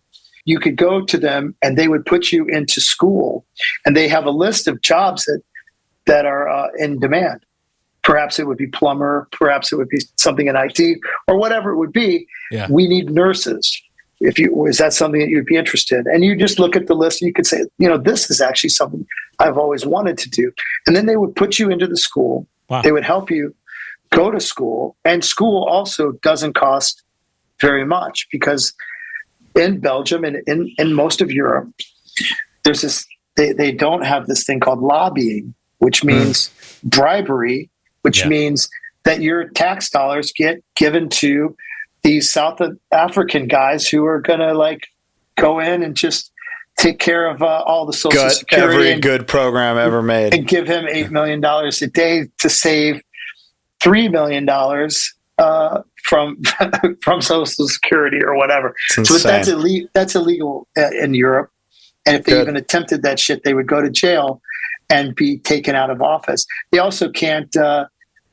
It's illegal for them to do stock market tricks like the American government obviously does. You can see, you can look at their portfolio and their bank accounts and just wonder how gosh lucky they are. They're just on the money with it. You know, they really have a keen eye for Wall Street. So that's not something that is legal here. And if they did that, they would go to jail. Yeah, that's a good thing in the sense of that. But I'm not going to just only praise it. The bad side of it is I see that when they do help a small business or someone who had something bad happen to them. Say it was COVID, for example. Say you're a restaurant and COVID came and now you're fucked. They would help you get back on your feet. That's valid. But sometimes there's people who are like, hey, I'm going to like half-ass start this business. They half-ass do it. And then because it doesn't work out, then they still help them try to get back on track with a new project. And while that's great and kind and caring of them, and that's what the system is for, I think that in some cases they make it so easy for them to help you that people don't try hard enough. So like in America, this is an analogy that I often give to people who ask me that are from here. They say, what's the difference? And so I'll say in America, if you look at it as a tightrope walk, you know, in the circus, you walk on the rope. So in America, when you're walking across the tightrope, underneath you is a bunch of very hungry sharks, broken glass, lava, fucking landmines, fire, everything that's going to just rip you to shreds. If your business fails, there is a 90% chance you're going to be homeless and you're never going to fucking recover. You're fucked. So you don't fail. You fucking do everything you can to succeed. You find every possibility, you make it happen. Of course, it doesn't always work that way, but I think that that's the spirit of it. But in Europe, oftentimes, I think that they were walking on the tightrope. Underneath them is a very soft pillow with lots of feathers around it, and you know, water beds and all kinds of soft springs that'll bounce you right back up. And you know, I'm not knocking overall it. A positive, Right. But the drive maybe isn't the same. There's something, at least how I'm built, that I live from the paranoia of, if everything falls apart, I have to just give it 100,000%, not just 100%. A very American way of thinking.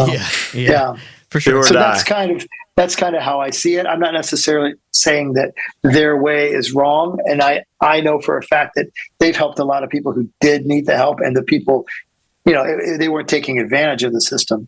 But there are some people who are just like dumbasses or lazy people who are like not trying hard enough because they have a system that doesn't make it as desperate as it would be in America. Sure. Now, the fact that it's desperate in America, do I think that that's great? I don't think that that's great, but that's just how I was born and wired that way from my youth. I grew up in the 70s, so that's different than a lot of your viewers are probably used to as well, because you know, teachers could hit you and neighbors could hit you, everybody could hit you, and it was applauded. It was applauded by your parents. It wasn't like, oh, how dare you fucking touch my kid? It was like, you fucking deserved it. You should fucking hit him. I'm going to hit him for fucking making you hit him. Wow. You know, this is like a real legitimate, like 70s and 80s upbringing. That's how it was. I don't know if it's bad or good, you know. I wouldn't change. I wouldn't change my upbringing, even though there's a lot of terrible things that happened, but that made me who I am. So, and the misery fueled my work with my music. They all led to the man we spoke to today, and we sincerely appreciate the time you spent with us today. It was a great episode. We covered a lot of ground. 3 hours of ground. Beautiful. Historic. Before you go, can I ask one thing? Sure. Can we do the Dwid pose? All three of us? Yeah, I've never virtually done it, but Good. Beautiful. Perfect. All right. This was incredible. Dwid, thank you so much for joining us. Have the best time. Have a good evening. Good night. Oh, yeah. You got to go to bed. It's bedtime. It's after midnight now. So all right. Beautiful. Well, thank you so much. We hope you've all enjoyed this incredible journey with Dwid. Integrity. You can stream the whole damn discography. Most of it's remixed and remastered by Arthur right now. What can we expect next from you? Well, I have a split that came out or is coming out any day now with a guest that you just had on, Carl from Earth Crisis. Right. Beautiful. And love it. And we're making a new Integrity album right now, and with Aaron and Julian and Camille. With Aaron? Yeah. Aaron's cool. on the Earth Crisis thing too. Awesome. Very cool. Well, this is breaking news. Yeah, that's awesome. I can't wait to hear it. Yeah, if you listen to the Earth Crisis, you can hear some of I did, Aaron's solos. Cool. And there's Beautiful. There's a photo. Aaron insisted that in the fucking the insert would be a photo of us, Yeah. just so he could fucking show off how Long young that hair. Beautiful. and The vivacious mane. and beautiful he is. You know, it's, you know, You gotta do Vidal it Sassoon, one you know, can. it's like, Yeah. he has this like fan blowing his hair, and it's ridiculous. It's easy like Sunday morning here on HardLore, Yeah. and we thank you. We thank you, Dwid, for joining us once again. My pleasure. Thank you. We hope you all enjoyed, and we will see you next week. Bye. Bye.